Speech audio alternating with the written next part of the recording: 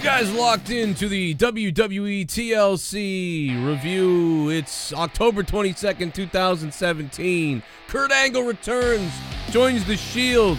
This pay-per-view is something else, man. This thing could be, this is one of those rare pay-per-views. It's one of those ones I'll probably remember because it was just so bizarre what happened tonight, guys. Hope you guys click that subscribe button down below. Don't miss out on my daily wrestling videos. Of course, this is my live channel until December, so you really got to subscribe to my other channel, which is my real wrestling channel, youtube.com/Joe Cronin Show. If you don't believe me, ask Jim Cornette. Hey, you suck Joe Cronin's dick, fucking faggot. Yeah, thank you, Jim Cornette, for that very much. Yes, a lot of people did tweet you that. My real listeners tweeted you that, Jim Cornette. I know you think that I don't have any listeners, Jim Cornette, but despite that, the numbers don't lie like you do. See, that's the thing with guys like Jim Cornette. I've got the numbers to back up the facts, and all you have is your mouth to lie about them, Jim Cornette. And you can lie about them all day long, but the fact of the matter is, if I didn't have a fan base, you wouldn't see, for the 17th time on a pay-per-view, a Joe Cronin Show sign. And there it is. Take a good look at it, Jim Cornette. Did you have a sign at the show tonight? No, you didn't. The only sign you had was a letter from your doctor telling you that you need a new colostomy bag, you four-eyed old fuck. Hey, you suck Joe Cronin's dick, fucking faggot. You sure do, Jim. But anyway, let's talk about this. My God, man. I can't believe it that I was actually entertained tonight. Can you friggin' believe that? I was actually entertained by this show tonight. I thought this thing was going to be a steaming pile of horse shit. But it wasn't a steaming pile of horse shit. It was something that was pretty goddamn good. And I it had that sort of special vibe because, what they had planned wasn't seemingly that good. The build to this was not that good, right? So the build was not good. And then all of a sudden, they had to switch things around and add people, and that became the story. There was no real good enough story, from my standards at least, probably not many of yours either. But then tonight, there was, once we found out, man, AJ Styles versus Finn Balor, and I thought the match went a little short. I thought that match could have gone a little bit longer, but it didn't. But fine, because it was still really, really good. I don't know which matches I liked the best or better. Asuka versus Emma, I thought was probably one of my favorite matches of the night. And now I'm going to welcome in, by the way, the donations. The link is down below. You guys can donate on the link down below in the description box or by hitting the $sign, doing the super chat, whichever way you guys want to support the show tonight if you want. If you want the special donation alerts to pop up, then you got to use the description box link for Twitch alerts. And we'll be playing those in a few minutes. We're on pause right now while we just get the initial shit broken out here. What did you guys think of TLC? Leave your rating in the comments section. I'm going to give my rating in a few minutes, and I'm going to tell you why I'm not really mad that there was only one TLC match. Jake, what's up, man? What's going on? You said it best yourself on Twitter tonight. Tonight is what happens when the wrestling is great, but the story sucks. Yeah, this is what great wrestling can do, even with a shitty story. Absolutely. If they could have, imagine what they could do if they could tell stories with this wrestling. And tonight they sort of did tell a story with it, because the story was, all of a sudden, we're getting AJ Styles versus Finn Balor. That became a story in and of itself on its own by just having these two athletes that everybody wants to see wrestle each other. AJ Styles having to come from across the goddamn world to wrestle in this match. Yeah, an 18-hour flight.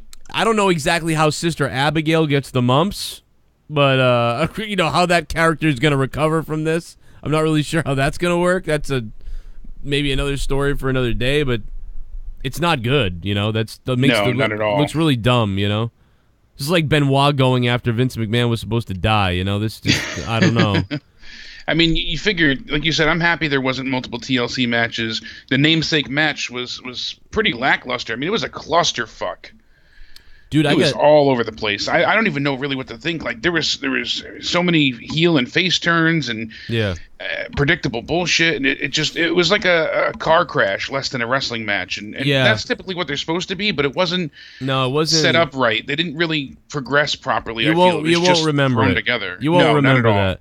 Well, here's the other thing too. Here's why. I'll tell you guys why I didn't mind that there was only one TLC match. The reason why I don't mind that there was only one TLC match is because they're limited now with what they can do, it seems. Although I don't know why they didn't do other things.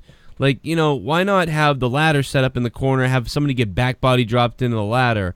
Why not do all these creative spots like that on the go spots where it's like a free-for-all? But everything seemed to be so planned that there was no... That's why there was no, like, excitement to it. Because everything in the TLC match was so planned. And it kind of has to be when you get that many guys... To be honest, let's be honest about it, and that's why it was so planned and why it was so like, oh man, okay, now the chairs come down on, okay, but I'm glad they didn't do more matches because when they used to do TLC matches in this new era where it's PG, there would have been a match tonight where there was just chairs, and it would have been like slam, slap, slap, slap, slap, slap, and it would have sucked. Because they did that previously where it was like, there's the table match, there's the ladder match, there's the chairs match, there's the stairs match. Remember they had the stairs match? Yeah, right. And then there's the TLC match at the end. Yeah. And so by the end... It becomes redundant. You get burnt out. Exactly right. So anybody complaining that there was only one TLC match, I'm going to have to completely disagree with you tonight. Because if they had done tables matches... Now, I agree that I think they could have done a table spot in one of the other matches. I mean, they could have done that. But... again, it waters it down by the time you get to the main event, so I like that they saved it because they didn't even need it. When you look at all the other matches tonight, they didn't need it. They needed it in this last match, big time. And it still didn't really help didn't help too much, but, No, it didn't. I mean, like I said, all these big spots, they felt mediocre. Like you said, they were so premeditated and far planned out that it lacked any spontaneity. It didn't come across, it just didn't telegraph well. And I don't want to shit all over this because I really liked everything besides the main event. The namesake of the pay-per-view was so overhyped that it's hard to not feel disappointed. And sadly, I really wanted to see Kurt Angle return. I've been dying to see him come back since he was announced to be in the Hall of Fame. Right. But for him to be in this match, it just made no sense, and I couldn't suspend my disbelief enough to understand he allowed it to be a handicap match. He's the one that put them in this predicament, and then he teams up with them, so it felt very... It was their show, it was their deal. You guys wanted this, you're going to get it, and guess what? I'm going to even help you. Yeah, that didn't bother me. That kind of troubled me. See, that was something I was stuck with. And then you see Kurt walk out with the vest on, and everybody else, Dean and Seth are stone-faced, they're stoic, and they're ramped up and ready to go. And you see Kurt come out like a Make-A-Wish kid, just with this big smile on his face. It reminded me, honestly, dude, it reminded me of when he had to wear that tiny hat with Stone Cold. It was almost like, oh my God, that's great. It was because Kurt Angle's weird. Kurt Angle sometimes can come off like a badass. But then a lot of times Kurt Angle comes off as funny. It's kind of like, he reminds me a little bit of myself. I mean, not that I'm better or as good as him or anything like that. I'm just saying that a lot of times I try to do something seriously and I come off as just funny. I figured that out a long time ago. I try to do serious stuff and I just look funny. Kurt Angle does too. Like, he looked like, hey guys, look, it came in my size. Like, I pictured him saying that, like, hey Dean, what do you think? It covers up my pecs. What do you think? It looks good. Hey, it fits. That type of, like, the funny line, like, and then they just walk out. But because he can be intimidating, and he can be funny. But like you said, when he tries to be intimidating, it just comes across as humorous. Absolutely, right. Humorous. Thank you very much. He's humongous. Yo, thanks for the subscription, ladies. Thank you very much. I don't even know how to say your name. Trying to figure out how to say your name. But yeah, I mean, Kurt looked good, and I love the crowd chanting, "You still got it," because remember, Joe, he hasn't wrestled in 11 years. Right. He's only sat at home on his couch watching wrestling. Kurt Angle didn't do a moonsault off a 20-foot cage on Cody Rhodes 8 months ago. That didn't happen. Not at all. He's only been on his couch watching wrestling, so... Yo, T. Rose, thanks for the sub, man. We're having a subscription party. We're having a fucking donation party tonight. The donations are coming in We paused them for a few, but they're gonna flow now. So let me just get my feet up so Jake can see what the deal is. Well, guys, this is going to be a big night. You know, we're also going to take your phone calls in a little while, so just stay tuned in a little while. At the end of the show, we're going to do Q&A, and we're going to take your phone calls. We're going to do questions, all that bullshit. We're going to hear from you guys. What did you think of TLC tonight? Lucian Franco, thanks for the sub, man. And, yeah, there's a lot to break down and go over tonight for sure. Oh yeah, bro. This is unbelievable. Guys, it's a big night. Make sure you sub to my other channel, by the way. YouTube.com/Joe Cronin Show. That's my real wrestling channel. Right now you're subbed to my second. You're on my second channel because I can't go live from that channel until December 17th. So I hope you sub this channel, but then you go over to my real wrestling channel, which is YouTube.com/Joe Cronin Show. Hit me up on Twitter at Real Joe Cronin. And everybody that voted on my Twitter poll that Angle was going to return, you look like you were right. About 50% of you guys picked that. And that's what happened. What's up, Jim Cornette? Hey, you suck. Anybody that's saying TLC is the worst dick, pay-per-view of the year did not faggot. watch Battleground. Yeah, there's no way. If you said this was the worst pay-per-view of the year, you have AIDS. Like, Battleground was the worst fucking, maybe one of the worst pay-per-views I've ever seen in my life. How could you ever say this was the worst show of the year with the Finn Balor AJ Styles match and with the Emma Asuka match? Like, somebody would have to be on drugs. I thought the Emma Asuka match was a 7.5. Thought it was really good. Yeah, I enjoyed it. It wasn't a squash match like I was expecting it to be, so. Yeah, and then the cruiserweights came out and they had a pretty goddamn good match. It was good. It wasn't great, but it was passable. It was a match that should happen on Raw, basically. It wasn't a match that was amazing, but it was a match that should be on Raw instead of what we get a lot of times, which is just a 3-second joke or some kind of bullshit. The crowd liked it. You know, I'll say that. The crowd liked it. So that's all that mattered. They kept the crowd going. I loved what they did with Elias. Elias keep coming out. 159 Yankees, thanks for the sub. He kept coming out, man. I thought that was great. I mean, I didn't care for Jordan, really. That was the one thing. It was funny. I love Elias, but every time Jordan came out, and he was like, I'm throwing food at this guy. See, I didn't like the segment, but I think it was because of Jason Jordan. Yeah. Because I felt like it was a waste of time in a sense that they should have just had a match and get it over with. But if I go back and I think they about did it, have a match, though. No, towards the end, I'm saying. But he kept coming out. It was the worst match of the night, too. That's the unfortunate part of it. And the sad reality is that I wish Jason Jordan wasn't involved at all. It would have been more enjoyable. But to me, that fell flat and hard. Yeah, like your fucking mother. Like I just want to no, seriously, what I wanted was Jordan should have came out and thrown stuff at him and been like, "What are you gonna fucking do? What are you gonna fucking do?" And then he should have bit the banana. Like, "What are you gonna fucking do? What are you gonna fucking do? What are you gonna fucking do?" Like throwing it again, but instead he was like, "What the fuck was that? Like, what the fuck?" It was ridiculous. Even their like starting encounter when they were backstage on the pre-show, was a goddamn train wreck. You hear Jason Jordan like, "My daddy's gonna wrestle in the field, and then he's gonna kick everybody's ass. So if you could just give me a minute," like that's what he sounded like. He sounded like a pretentious 5-year-old. It was cringeworthy. I hate him. I hate him now. Here we go. $9 for a fuck. Someone donated 9. I'm getting hard. I got 9 inches inside of your wife. $9. I'm shooting my semen to the ceiling. I'm coming and my balls have turned blue. $9. Suck my dick. Suck it, and suck it, fuck it, suck it. Hey Joe and you filthy yuppie heaters in the chat. Yo! The only match that mattered was AJ versus Balor. What was a fucking awesome match as expected. Yeah, right? The rest of the show was fucking bizarre. The dump truck was Kevin Dunn's gonna stab Cornette with a butcher knife. Oh my god. With a fucking butcher's knife? Dude, No Death, thank you so much, No Death, man. Thanks for the donation, dude. That's been stuck in my head all weekend. What's that? Stab you with a butcher knife. Oh, yeah, right. Let me see here. Execute, thanks for the sub.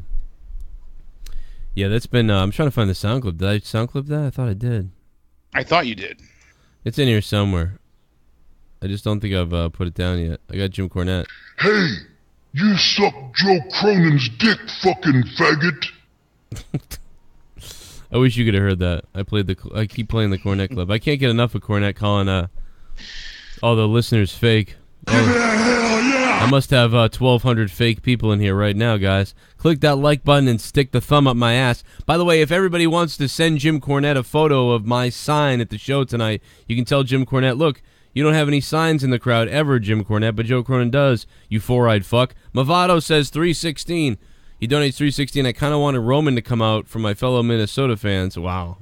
To boo him? Yeah, maybe to boo him, yeah. Maybe. No, yeah, he's really sick.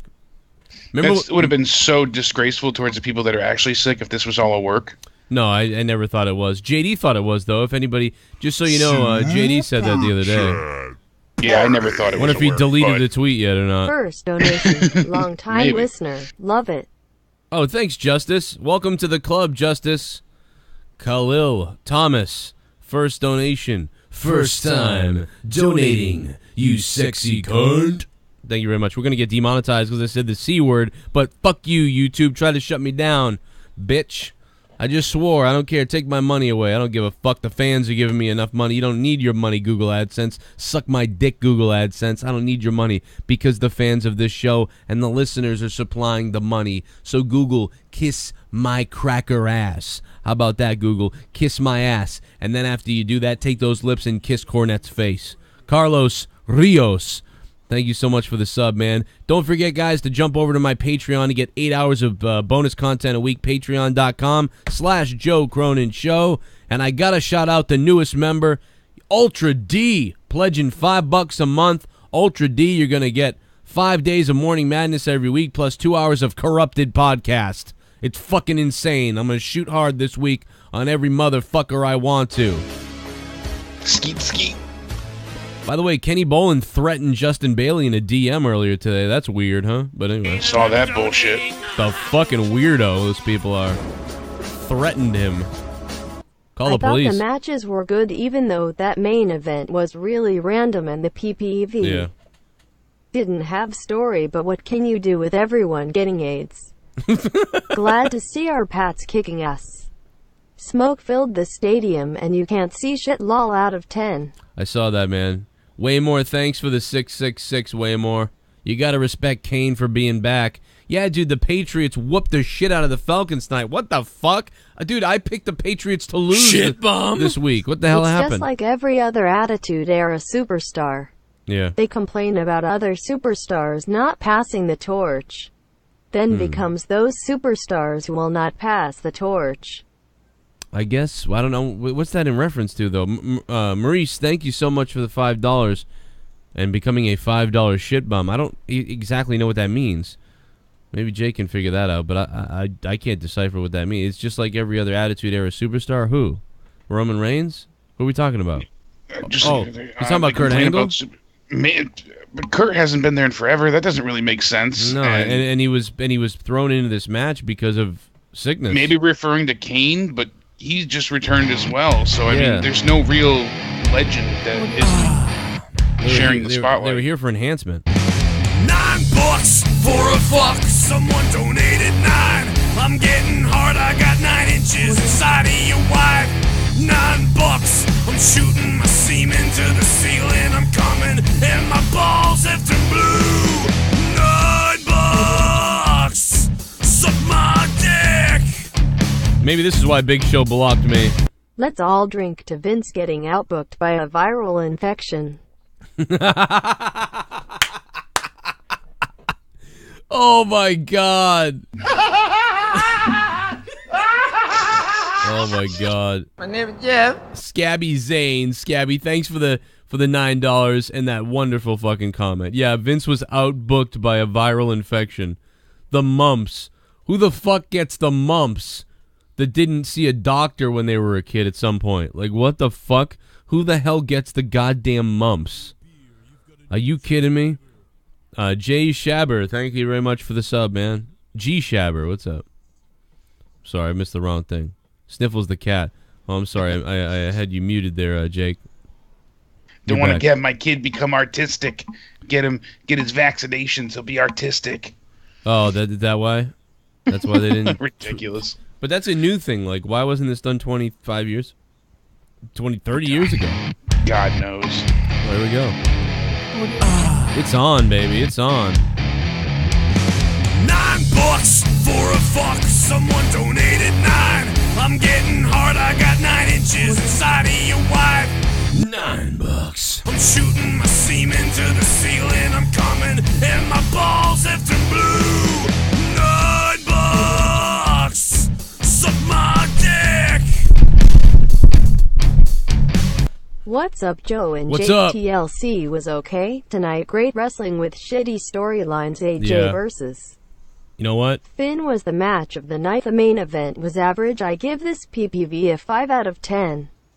And F Tommy's corpse. Triple Gaming, I'm going to go higher than that, man, on this pay-per-view tonight. I was pleasantly surprised by the effort they were able to put into this thing. I'd say somewhere around a 6 or a 7, maybe. I don't know. Probably a 6.5, maybe. I mean, just because the effort by the wrestling. I thought the wrestling was all really good, you know? Ambrose is the worst. Dude can't even take a table bump. Ambrose is getting his 2 times ass he kicked. fucked up. If Strowman is a baby face, that's the dumbest thing he can do. This shit sucked. Wow. That shit don't classify as a Kurt Angle return. That's more like a street fight. Fuck WWE. Wow, Sasha's mouth blood fucking eviscerates the show tonight. Yeah, absolutely. I agree with Sasha, though. It didn't feel like a full Kurt Angle return. It just felt like a quick street fight, unfortunately. And I didn't like the way that they played up, like everything was about Kurt. You know, the video package before the match, it was all Kurt Angle returning. I know it's a monumentous occasion. It's a huge deal that he's returning. But they didn't recap anything about The Miz setting up the Shield reuniting, you know, and The Miz taking the bar to help him. Like, they showed none of what happened. I thought the package was great.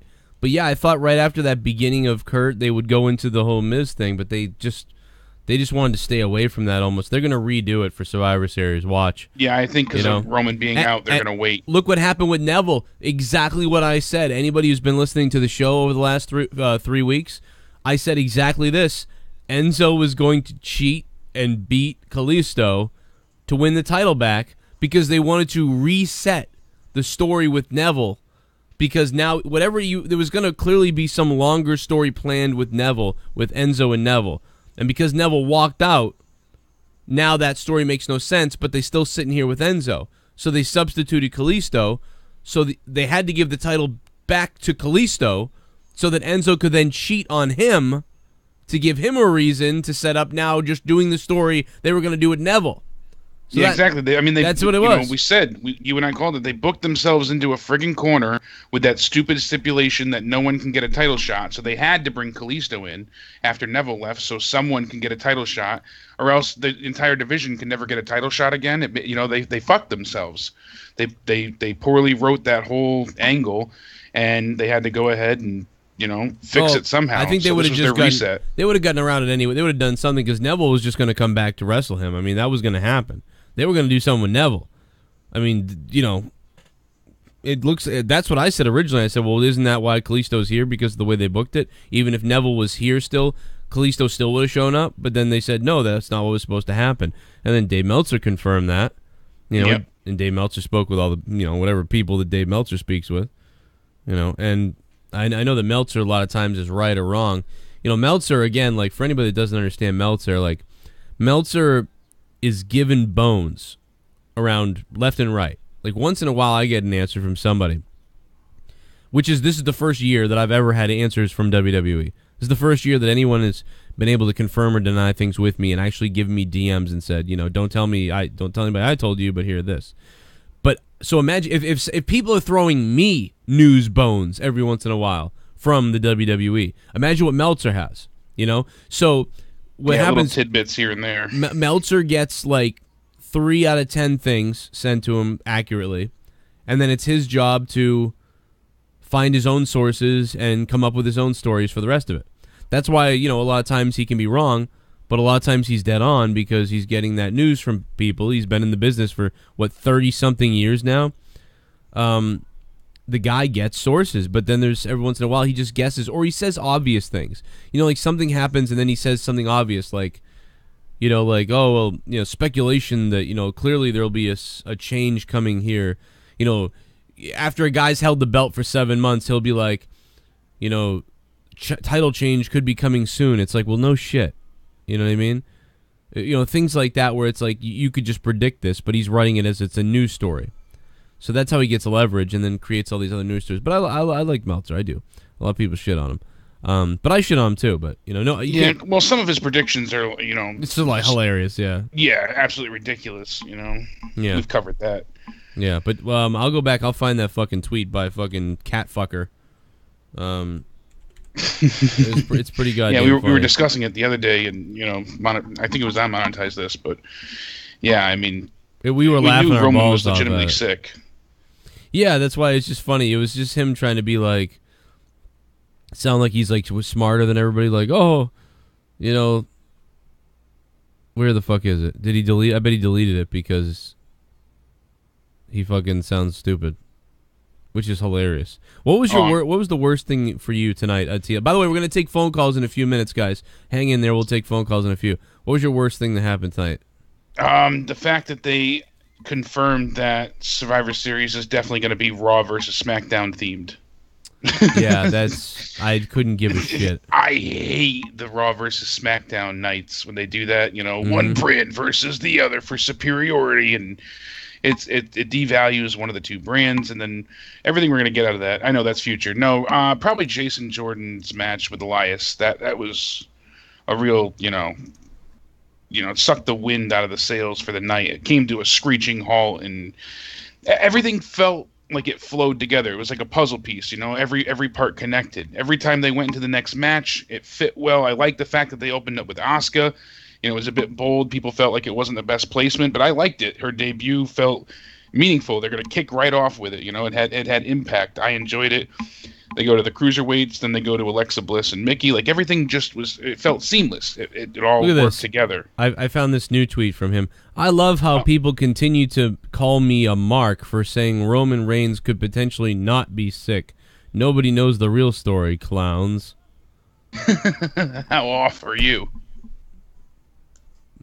Like, he thinks Roman Reigns is not really sick. He thinks that they built a storyline around the Shield returning and then booked a pay-per-view, and then days before the pay-per-view, Roman isn't there. And JD thinks that that's somehow not real. Like, he believes that the Shield got back together with Roman. They had all this steam behind them, and they just pulled Roman, and it was part of their idea. I get it. He's secretly a Roman fan. He loves Roman, and he was disappointed, so he was hoping that it was a work and that Roman was still going to show up. I just don't... I don't understand. You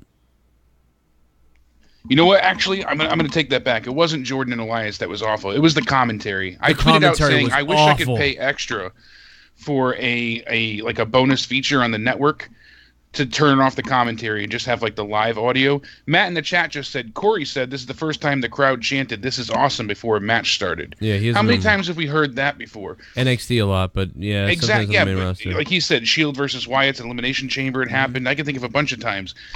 Here's the problem: Booker T does not fit well with the three-man team at all. He came out with some of the most ridiculous bullshit. Dude, Booker T started that match by saying, "You gotta give it up for Kurt Angle for returning, man." And then at some point he was like, "It was really a mistake that Kurt Angle came back." And then at the end of the night he was like, "Man, I told you they'd get it done," or whatever. And then Michael Cole goes, "Are you kidding me, Booker?" And it was just like, it was really funny, but it was like, what is Booker T supposed to be? Like a troll? Like, so you have Corey, essentially. You have Corey Graves, who goes from being a face to a heel all over the place. Like a boring, elegant speaking face heel. And by the way, Corey was the best thing about the announcing all night. So he might have had a few things that were like, what is he saying? But still, Corey Graves was the best guy on the mic tonight. Booker T was just a fucking troll with Tourette's on the mic, which is at least more entertaining than Cole.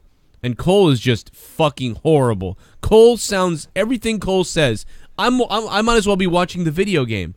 When you hear Jim Ross in the video game, you go, oh, this is Jim Ross from the video game. But when you hear Jim Ross in real life, even current Jim Ross, as much as Jim Ross's game is dropped, he still sounds real on the microphone.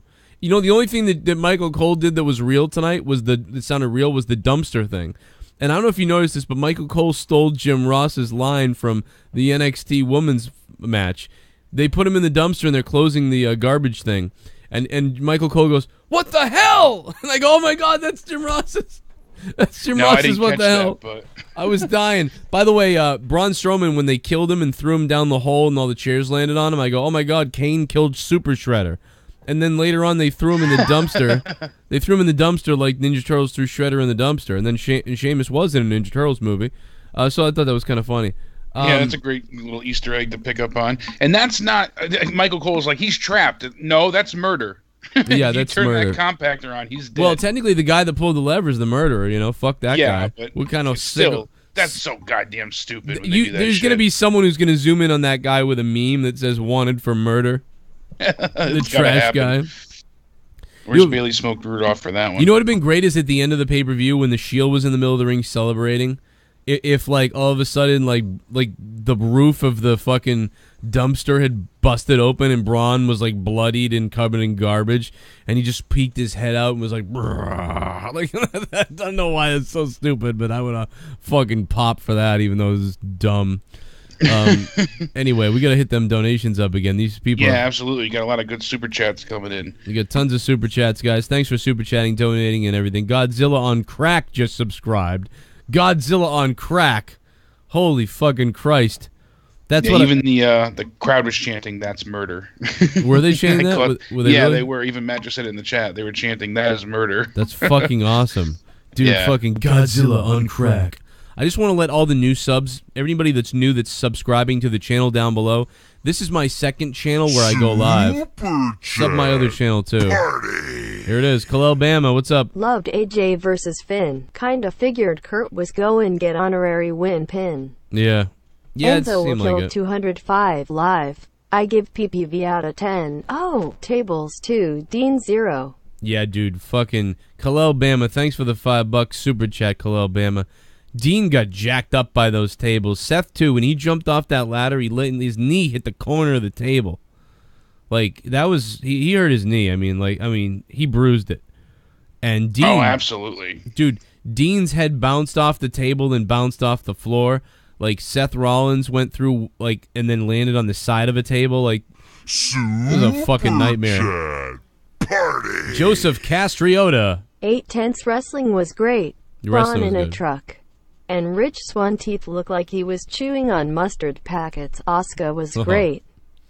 AJ versus Finn was awesome. Joseph Castriota giving it, thanks for the $5, man, giving it an 8 out of 10 tonight. Joseph, thanks for this super chat and funding my channel, man.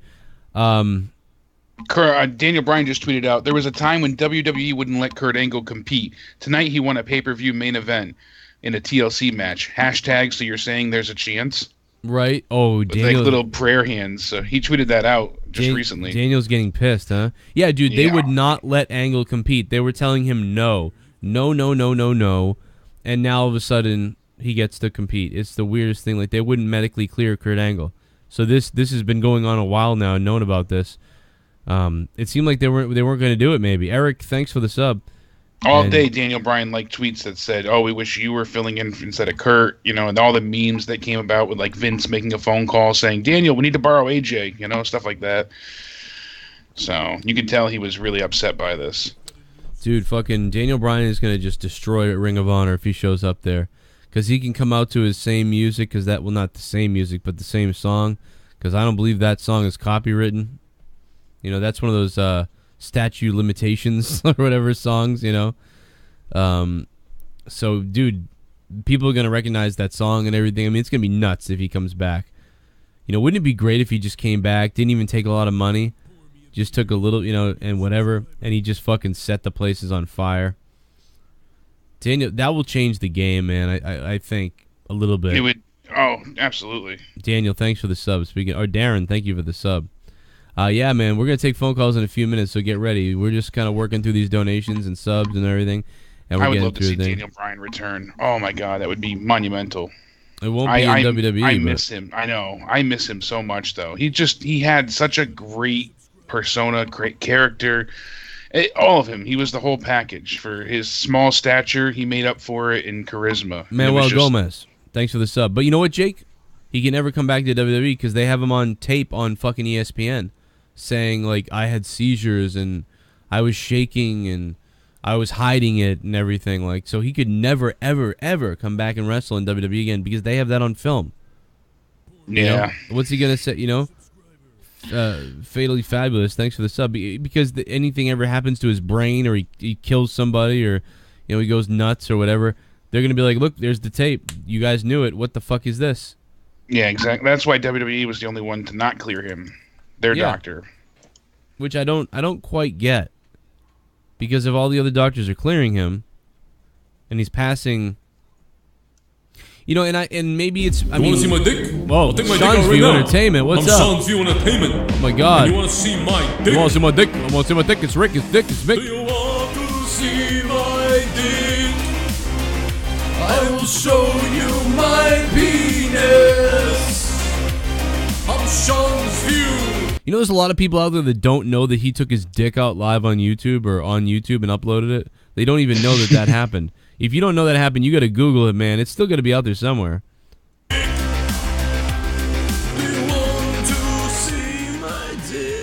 I'm still sick, so I can't sing. Elias should have come out after main event. Taylor versus AJ was epic. Main event was nonsense. Go away, Kane. Nonsensical PPV is better than agenda-driven PPVS. Kurt and Shield gear was fucking hilarious. I was hoping AOP came out with Shield. Elias one more time. The Goon. Thank you, Goon. Yeah, that would have been funny. Leah said that she wanted Kurt Angle to come out with a neck brace on and then rip it off and then just throw it aside. I said that would have been funny. Or if he came out with 2 things of milk. Like he came out limping, kind of, but he had milk in his hands. And then he dumped the milk down, and then he all of a sudden, rah! Do you like steroids? Because I like steroids, allegedly. I got steroids. Allegedly. You got steroids. With a broken steroids freaking in my neck. veins. Put the steroids in my pain. Put the steroids in my brain. Then I fucking go insane. Jinder Mahal, Jinder Mahal. I put the needle in my balls, needle in my balls. Jinder Mahal. Jinder Mahal. I'm big as a motherfucking goddamn garbage truck. We saw one First tonight. time donation to the JCS Army. Yes. TLC best PPV post WrestleMania so far. #TLC 2017. Goddamn, Jimmy. Coming down the aisle. Jimmy Morales. Jimmy Morales, thank you so much for the $15, man, and supporting the show. And welcome. Thank you. You broke your cherry tonight, Jimmy. You broke your cherry. Put your hand on your cherry, Jimmy, and just go for it because you broke your cherry. Thank you so much, man. It was a good show tonight, man. I'm surprised. You know what I mean? You look at Battleground, which was like, oh, let's hope this is good, and it was a shithole. And tonight, this thing was pretty good. I'm giving this show a 6 or a 6.5. I really enjoyed tonight. I'm a little bit higher than you, actually. I'm about a 7.75, and that's rare for sure. But I really enjoyed tonight. There was a lot of diverse matches. The talent is, which I'm more focused on than story often, you know, really shined. And it's hard to give them a lower score knowing how hard they busted their ass. Knowing that AJ flew 18 hours to compete. I was at a 7 and I changed it. I mean, I'd probably go 6.5. Maybe I would go a 7. I mean, I don't know. I'd probably, but here's the thing that's telling. I might watch this back. I even thought Kalisto and Enzo did a decent job. Like, Enzo, I know, like, everyone's making fun of his wrestling now and everything, but he's so unorthodox that I enjoy it because nobody really wrestles like him because he's so fucking weird in the ring. So that's like, for sure. I mean, and he has no voice, completely blew his vocal cords out, and he's still out there, hoarse as could be, screaming on the mic. You know, he gives it his all every time. He always puts his best foot forward. I give him credit for that.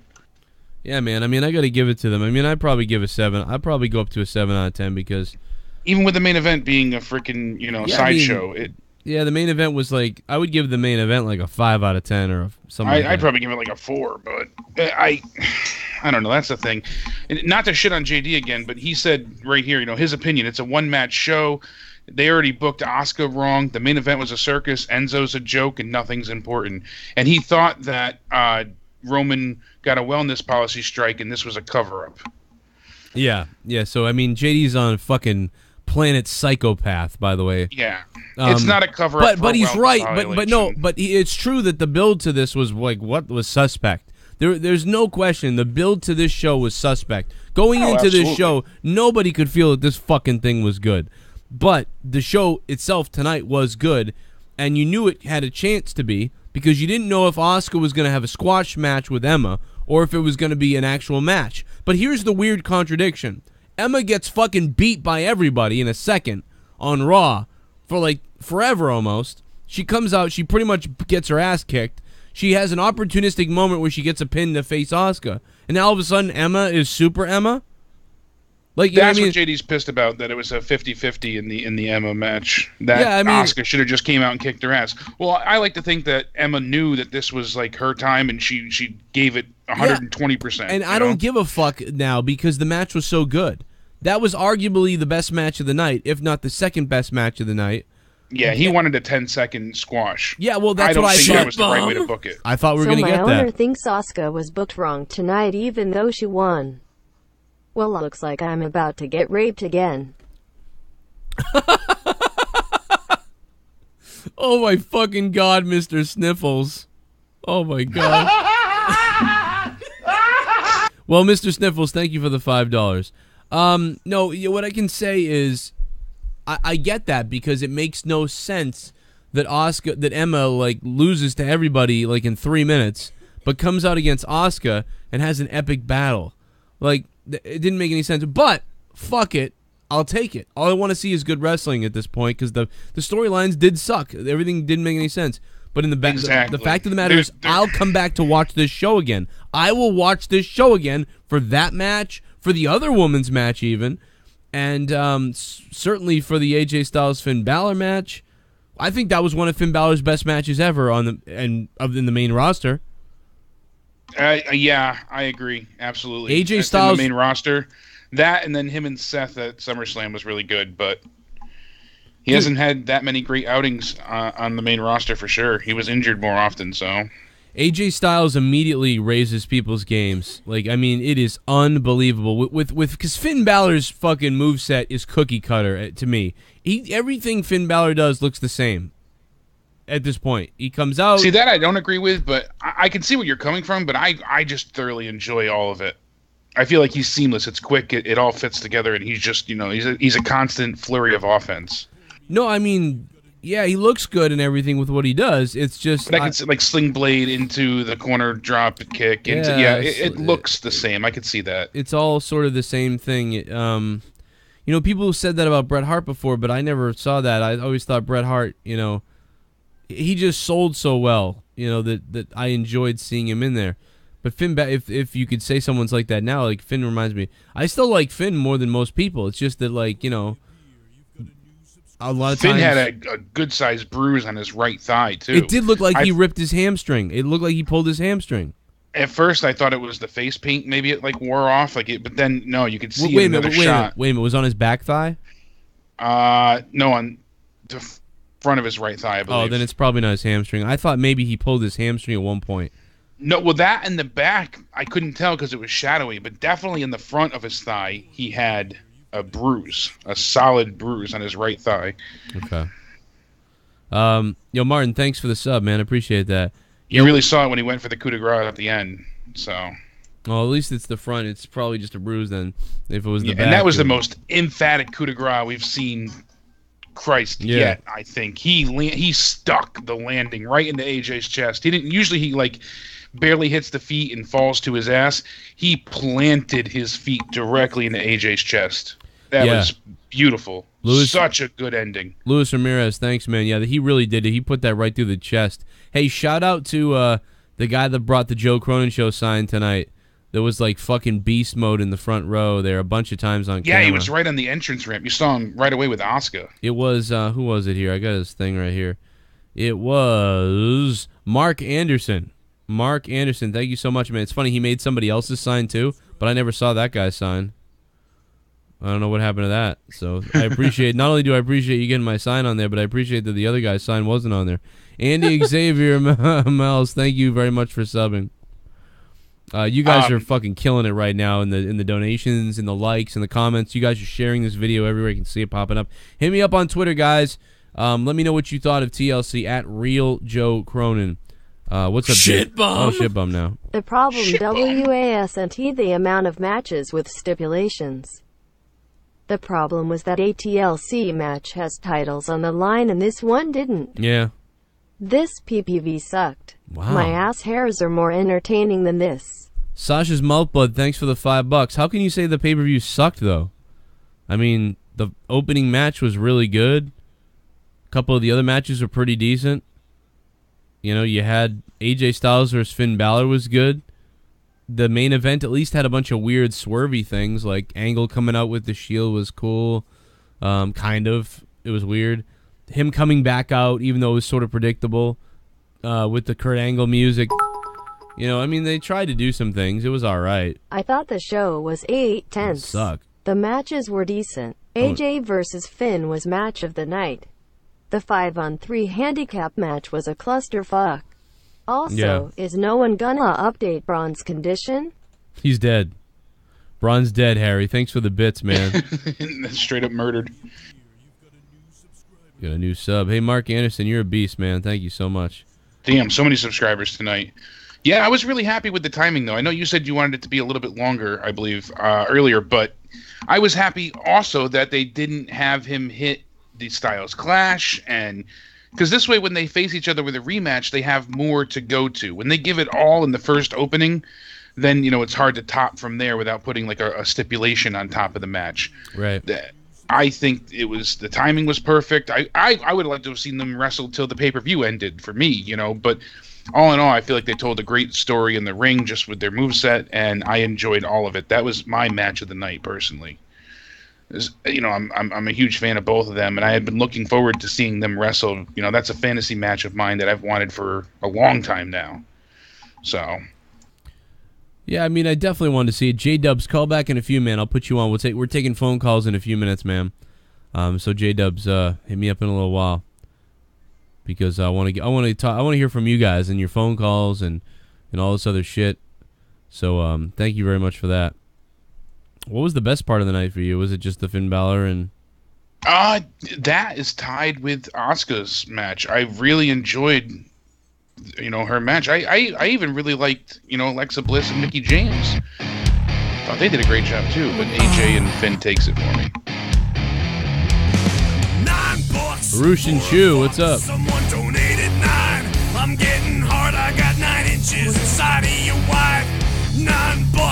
I'm shooting my semen to the ceiling. I'm coming and my balls have turned blue. $9. Suck my dick. You can suck it. Best matches of that night: AJ versus Balor and the half shite. I give this PPV a 7 tenths. Yeah, there you go. I'm down with that, Arushin Chu. I would say 7 tenths. I can't go 8 because, I mean, this just was not good enough for that. That's crazy. You know, if anybody's giving this a 5, 6, or 7, I can agree with you on that. 5, 6, or 7, I can be there with you on it. Anything below a 5, I think somebody's not treating this right. Anything above a 7, I think you're overblowing it a little bit. But I think part of the overblowing it, the people that are overrating the show, I think part of that is because we expected shit, and then all of a sudden, last minute things were changed around, and then you were like, "What the hell is this?" And yeah, especially knowing we were going to get, you know, Gay Wyatt, the tranny, facing the Demon Finn Balor, you know, instead of AJ Styles, and then the fact that Roman would have been there, it's hard not to want to give this like a 20 out of 10 just for that fact. Honestly, how's the supernatural Sister Abigail going to get the mumps? All right, I mean, what the? I don't know. What the fuck? Oh shit! Here we go. Oh my god! Yeah. I eat food all day. I eat food. You'll need lube to get inside me.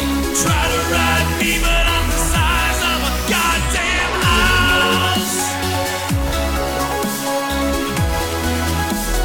Do not take masturbate. Do.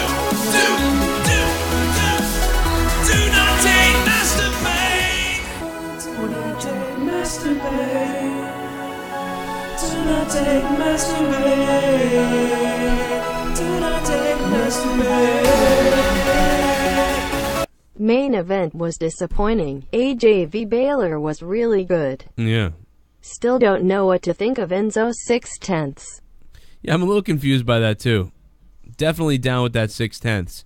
That was Oni-chan fucked me. Or as I called him once, one E-chan fucked me.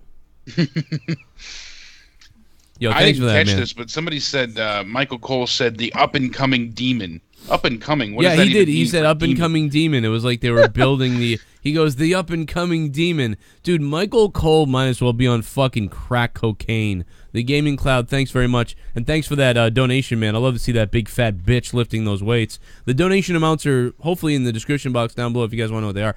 Dude, Michael Cole's on fucking drugs. Michael Cole's on ecstasy. He sounds like, one minute he sounds like a robotic fucking video game announcer.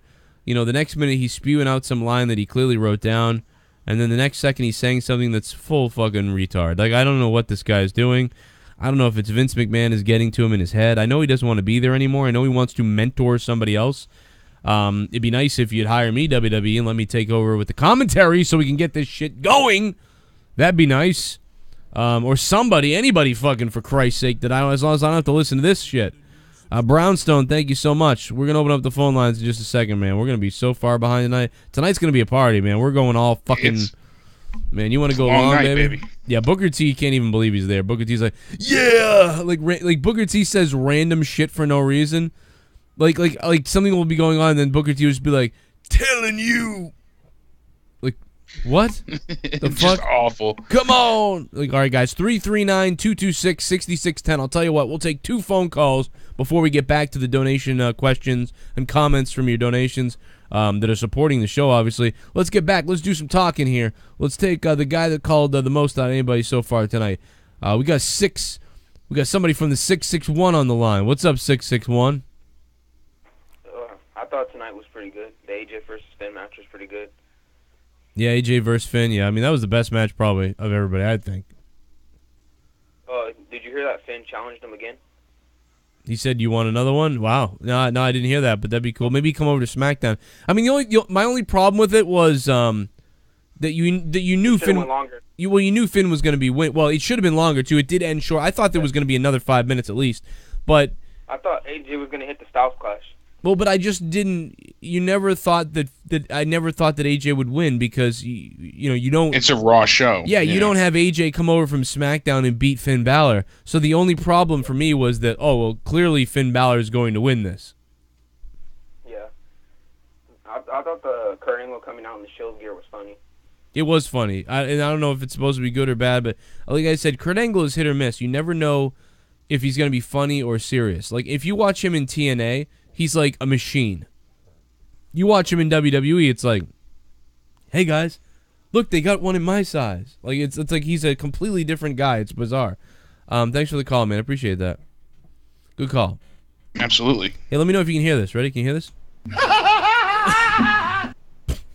I played Dave Rose laughing, and I was hoping that it would trigger it. No, I heard one donation before, then it stopped. I should have had Leah log into her computer.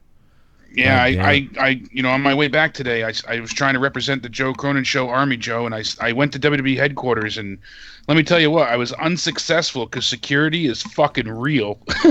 They don't even let you near the door. They'll beat your ass with a stick. Oh, did they come up to you? You went. Why'd you go there? I was on my way back from a volleyball tournament with my daughter, and I was like, "That's it, we're storming the headquarters."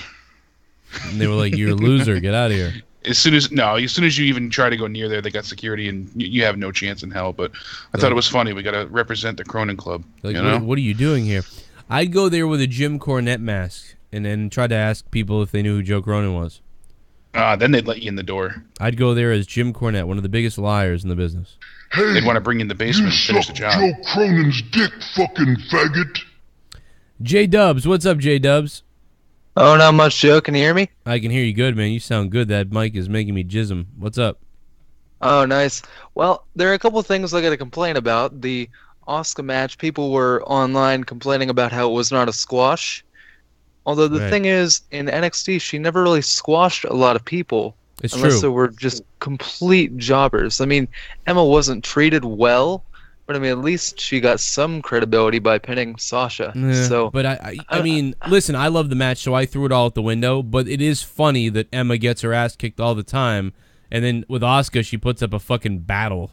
But I still love the match, so I didn't even care. But you're right, Asuka, dude. Everything Asuka did in NXT was like she had to fight for it. It was weird. And Asuka in NXT was like the New England Patriots in the Super Bowl. Like it was going to come down to the end and be a crazy ass game, but most of the time they pulled it off. It was very similar to that. It was really weird, So it worked, and it works for them, right? Like most people would say, "Oh, Patriots, 5 rings. They lost those 2 giant ones, but Patriots are pretty dominant. One of the best teams in the Super Bowl." So Asuka, has got, but you say, well, Asuka should have even more dominance than that, right? Like because she has had such a run. It would be more like if you won 7 Super Bowls in a row and you beat people but whatever. It doesn't bother me. It is silly, and I think it's ridiculous that they booked Emma the way they did. But if anything, I wouldn't criticize this match as much as I would criticize the past booking of Emma. I instead of saying like it's bullshit, it should have been a squash match. No, well, fuck that. Instead of that, this match was great, so I'm not going to bitch about it. But what I'm going to complain about is how they booked Emma before. So I'm not going to complain about this. That might have been the match of the night for some people. If not, it was the second best match of the night. And you know what? It was a really good match. Another thing I have to complain about Michael Cole. Oh, she's having a lot of fun out there, She really likes having a good time. Yeah, what the fuck is he talking about? That's awful. That's horrible. I mean, I think anyone could do a better job than that. Dude, that's terrible. Dude, he has AIDS or something. Like, I'm convinced. Yeah, I heard that too, and I said the same thing. I'm glad you brought that up because I remember it. I thought I was going to remember it to talk about it. Yeah, he goes, she's really having fun out there. It literally sounded like video game commentary. Like when something's happening in the game and then the commentator goes, he's really having fun out there. What? But it's a video game, so you're like, oh, yeah, they can't fucking figure out the sync up of the audio. It's like a guy goes through a table, and the guy goes, they're really having fun out there. He said that right as Asuka was, like, striking, and I know she did some strut thing, and that's, I think, what he was, alluding to or whatever. But it was just like, man, somebody fucking just shoot Cole and just throw him, put him away.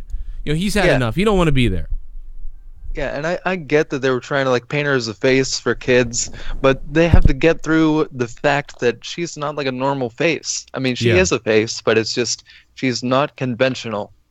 Yeah, I mean, that's what they should have been building up more, and they did a little bit of it, and Corey Graves did a really good job of it a few times. Corey Graves, I can't remember the lines, but a couple times tonight, Corey Graves really added some really good shit to the show. Problem is, then he says something that takes away from it, and then he's going back and forth from heel to face. So it's just a big clusterfuck. You got Cole reading like a robot, saying dumb, goofy shit that makes no sense, and then you got Booker T, who's like your old grandpa who doesn't know what the fuck he's talking about, and then Corey Graves is all over. So the commentary is just like fucking infuriating in your ears. Like it's what the hell is going on? Like in your ear, you have no idea what to think about these people. What they should have done is built her up more. Like, you don't know what's going to happen when you're in the ring with Asuka, but it's going to hurt. Asuka, is so unorthodox. It's really hard to game plan for her style.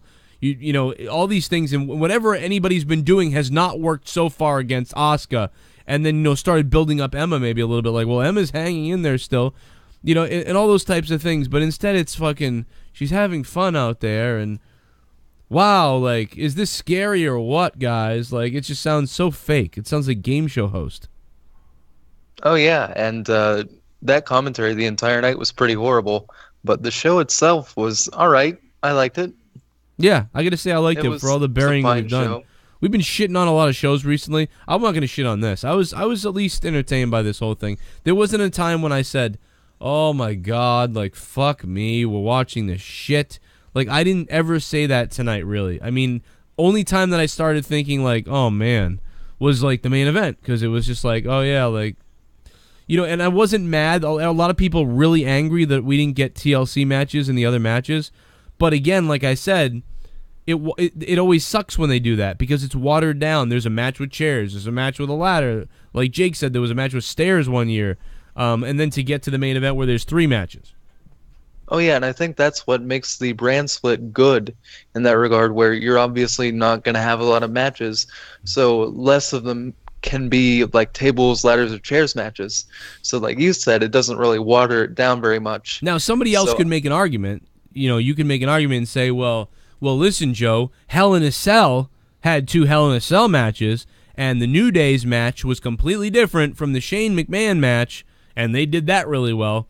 And to that I would say, you're right. If it was me, I might have booked one other TLC match, and quite frankly, I might have booked the women's match a TLC match. And I'm not talking about Asuka's match. Although she would be great with that. I would have made Mickie James and Alexa Bliss's match a TLC match, and they could have used a ladder a little bit, and then they could have finished it with a table spot, and that could have been it. And you would have said they could have had the same match, but with a spot where a ladder comes into play, and then go back to a match, and then a table is the finishing move and someone gets the pin. And then that's it. Yeah, because Alexa and Becky Lynch had a good tables match. How about a sparkle splash off the top rope through a table? That would have been fucking awesome. Why didn't we get that shit? That would have been ballsy, dude. And that crowd would have popped for it too. And and you know what? That was the match where they first started chanting for tables too. So that would have it would have been beautiful. It's really weird when, like, in NXT, when I think it was it Nikki Cross and Asuka, they were in that match. It was it a no DQ match, or was that a TLC match they had in NXT? I don't think they had a TLC. Who? Asuka and who? Nikki Cross, I think. Oh yeah, you know what? I missed it. I think I saw that one. Jake, did you see that one? No, I didn't. I think it was a TL. I don't even know, dude. I don't remember. Honestly, the NXT shows blend together. Not the takeover shows. I usually remember all the takeover shows. This must have been on a regular episode of NXT, right?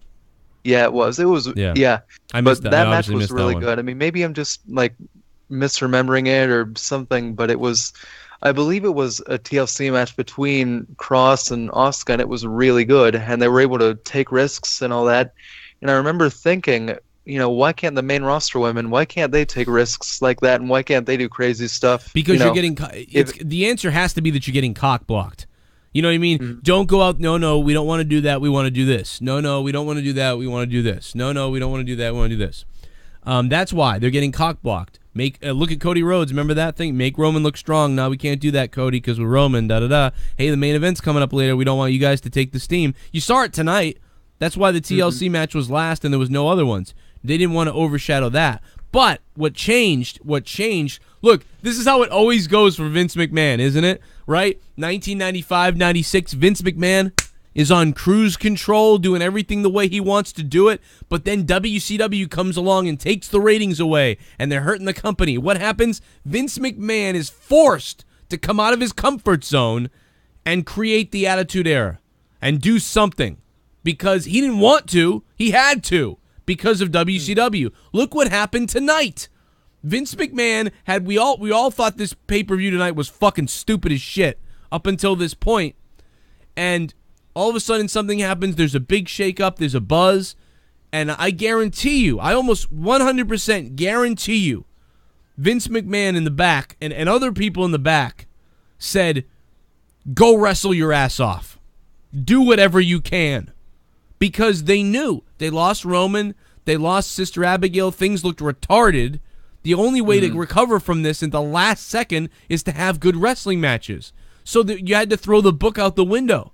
You couldn't say, hey, guys, hold off because the TLC match is later, so don't be too crazy. No. I guarantee you Vince McMahon was in the back and said, he took the leash off. He took the leash off, everyone. I want AJ Styles and Finn Balor to have a fucking crazy match. I want the women to tear it up. He go for it. We gotta do something. But it's like the mayor in Ghostbusters. Remember Ghostbusters at the end when the Ghostbusters were arrested, and then you think, they're gonna throw the Ghostbusters back in jail because the mayor thinks they're crazy and everyone thinks they're crazy. But what does the mayor do? The mayor says, you know what? We're fucked right now. I didn't believe in this, but fuck it. I believe you. Go fix it. The mayor... save us. Save us. That's what Vince did tonight. Vince said, go out there and fucking wrestle your heart off because that's all we have. And these people paid money. And what happened? The crowd was buzzing all night long because of the first match was a great wrestling match. And then because the next match was cruiserweights. And then you had another women's match that was pretty good. And then there was a buzz about the tables. And then you got Elias coming out all night, which was, I thought was pretty good. They were getting fired up for that. They were giving their fucking boo. He got that crowd hot. Somebody give this man a medal. Who wants to walk with Elias? Because he nailed it. Jordan looked like a fucking baby fucker, but Elias was great. Elias was great. Jordan sucks, but Elias was great. That match was the worst match on the card, but whatever. It was the piss match to get to the main event. And then it was just the last stop before the main event. So Finn Balor and AJ Styles could have gone another 5 minutes, but they left no room for like tired. They knew their time limit, and they fucking went out there and they used all of it. They didn't even wait around. In fact, my guess is, although the leash was off, that they did have a tight time limit, right? I don't know how fast that match was, 10 minutes or 15 minutes, but you could tell because they started fighting right away. They weren't waiting to let the crowd cheer and bullshit. They went right after fighting, so they knew they had some kind of time constraint. That match was 18-20. Really? Not counting entrances. So wow, it felt like 12 minutes. So I got to. It went on for 18 minutes. That's why I said it was a good. That's why I didn't want any extra time. And by the way, before I did see that match, it wasn't a tables match like I was thinking. Nikki Cross and Asuka. That was the last woman standing. Oh, okay, yeah, okay. Right. Sorry about that. They go through the table at the end and at the ramp. Yeah. Yeah, that's what it was. The last woman standing match. That was back in like May or June. Match. That was fucking excellent. Yeah, I'm gonna go back and watch that now, man. Hey, anything else before I let you go? One more thing. Styles and Balor with the right build and with a good story and a big 4 pay-per-view. You know, that match tonight, if it had maybe like 5 more minutes, that would be a 5-star match. But right now, probably 4 1/4. Yeah, I'm with you on that. I don't think that, you can't just give that a 5-star because then what's a 5-star? That doesn't make any sense. I would prefer to rate it on a scale of 10 because that gives me wiggle room. I would say that Finn Balor and Styles match was an 8 out of 10. And the last true 5-star I saw, I think, without, just like top of my head, had to have been Nakamura and Sami Zayn. That always stands out, yeah. I gave that match, I think, a 9 or a 9.5 that night, if I remember. Maybe a 9. I don't remember what I gave it. But J-Dubs, thanks, man. Good shit. Absolutely. Great call. Made some great points and helped lead you there, too. Yeah. Like you said, it really was a shit show that we all wrote off. I had no interest in tonight whatsoever. Up until Friday, I was dreading this. Up until the moment where I rang that bat phone and was like, oh, shit, Roman's out and Bray's gone and this is changing. Yeah. That's when I got excited. Well, man, I'm down with you. This got me excited, too, and it was all for the wrong reasons, but whatever. Here's the... It is for the wrong reasons. I mean... could Jinder have gone ahead and filled the void that AJ did and had that good of a match? No. And when your champion can't do that, that's one of the main reasons that SmackDown is suffering. That's why seats aren't selling out, Would Brock Lesnar have filled in tonight and given us, what we saw with AJ doing? No, absolutely not. Brock didn't even bother to fucking show up. I guess they were going. I heard a rumor. I haven't heard any proof about it, but that he was asked to show up tonight, and then he said, "Well, it's not one of my dates," and he wanted mucho money to add it into his contract. So they said, "No, just show up tomorrow." Robert Jones, thanks for the sub, man. Yeah, that's fucking retarded too. What a bitch. He sucks. Brock Lesnar. I saw that on the Reddit circle going around, and I believe it because he's done that before, where they added dates in for him, and he charged them a shit ton of money to add in on his contract. Well, look at Dean. I mean, Dean, what he said about him at WrestleMania. I had all these ideas to do all these things, and then Brock was just like, "Fuck you. I don't want to do any of that shit. We're gonna just do a couple of things and then get out of there." Yeah, and I mean, unfortunately, we weren't behind Bray for any of this, and I'm glad Finn ditched the pumpkin candy corn makeup. The demon paint that he had on tonight was fucking incredible. Yeah, you really thought he was going to come out in orange shit and stuff like that, and he didn't. Yeah, I thought so. Yeah, originally he had that candy corn retarded-ass look on him, and this was fantastic. He should have came out of a pumpkin. That would have been all right. Kenny, thanks for the sub. You going to bed? Night. Night, Leah. Jake said good night. The Rock went ahead and he congratulated Kurt Angle before about his return. So somebody tweeted him and said, Dwayne, wrestling isn't real. It's time you know. So The Rock said, I like the dry wit. Correct. I do, in fact, know wrestling isn't real. That's why I said have fun, in quotes. I also know you can go fuck yourself. Love The Rock. $9 for a fuck. Someone donated 9. I'm getting hard. I got 9 inches inside of your wife. Hey, look at that pyro. WWE don't have pyro, but we got it here. Ceiling, I'm coming, and my balls have turned blue. $9. Suck my dick. Suck. Hey Joe and Jake, long-time listener. This is my first time ever donating. Wow, a lot of first times. TLC was okay tonight, and also F. Tommy's corpse. F. Tommy's corpse, Kevin. Kevin, thanks for dropping $9 on the show tonight, man. And thanks for donating for the first time ever. It is people like you that fund the show because YouTube doesn't anymore. This is one of our big nights, too. Kevin, thank you so much, man. F. Tommy's corpse. We sold those T-shirts, man. They did well. And the Yuppie Heaters. Sold. Yo, Schleppy wearing the Yuppie Heaters T-shirt today. He looked great. I think Mello had his on, too, as well. Maybe. Mello had his, Schleppy, but yeah, maybe it was Schleppy that I saw. So I saw a few people, but that fucking shirt sold out quick, too. I didn't even know Mello got one, to be honest. Mello, did you get one? Maybe it was Schleppy then. It was. Well, I definitely saw Schleppy wearing one. He had it earlier.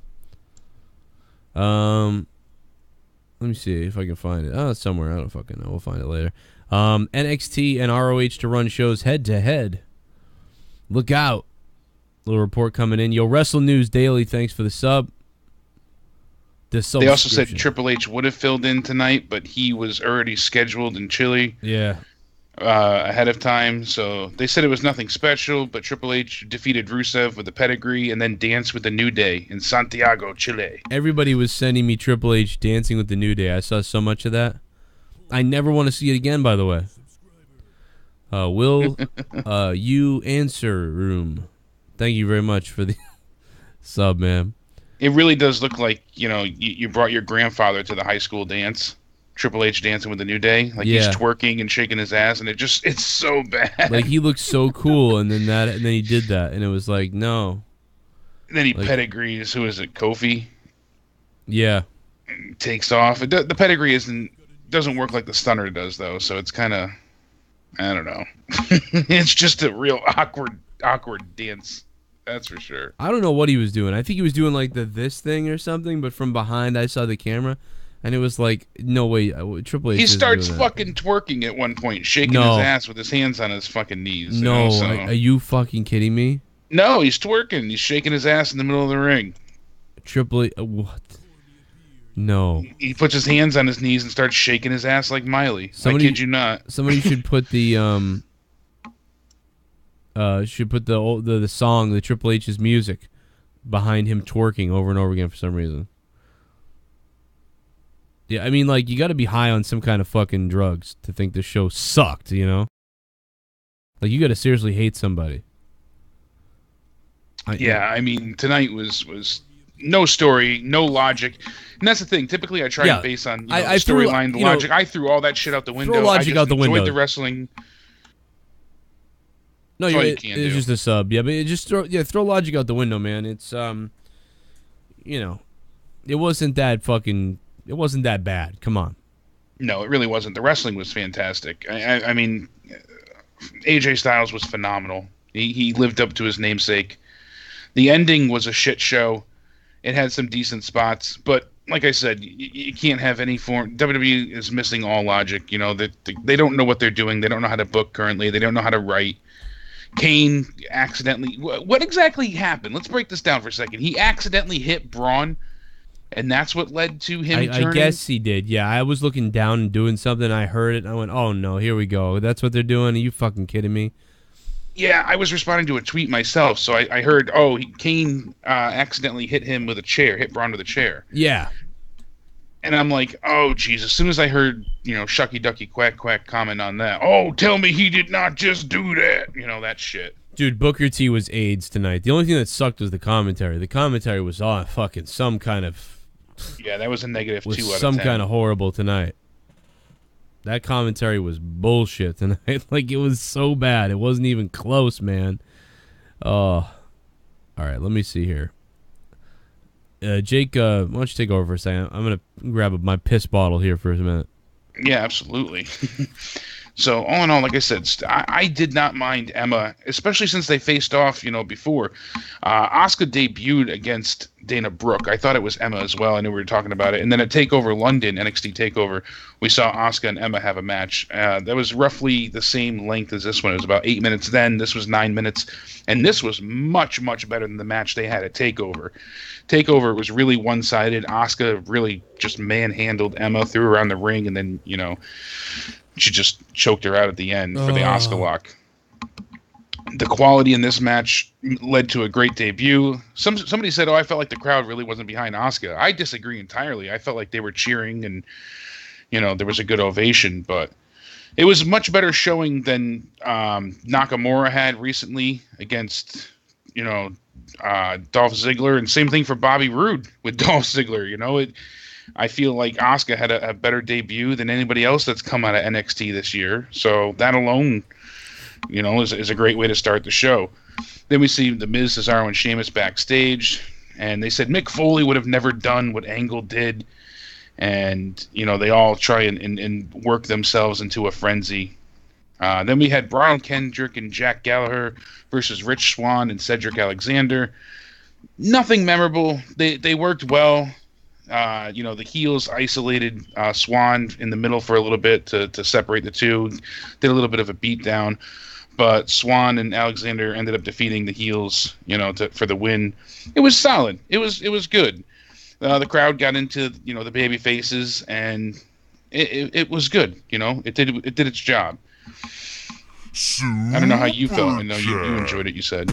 Yeah, I think it did its job, and I'm happy with that. Awesome match, AJ and Finn in the Shield match. AJ and Finn in the Shield match. Sarah even liked the Shield match. Thank you, Sarah, for the $2. But yeah, I mean, Sarah, I appreciate the $2. Thank you so much, Sarah.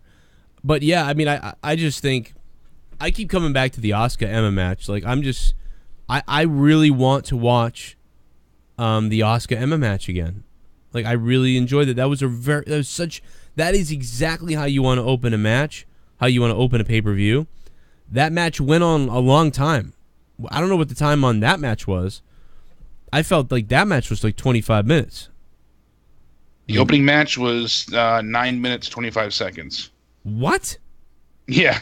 It felt a lot longer, though. Am I on drugs? I mean, like the AJ Finn match, I thought was 12 minutes. The opening match, I thought was 20. 18, yeah. Asuka and Emma was 9 minutes? Is that what? 9:25 here. Yeah. Yep. That's crazy. I can't even believe that. Like, I'm like fucking shocked right now. Like, what? I really thought that match was way longer. Like, you blew me away. Yeah, I know. I maybe are you on any cold medicine? It's distorting your time. I think I'm honestly. I think I have anemia right now. I'm not kidding. I've got a little brown spot on my tongue.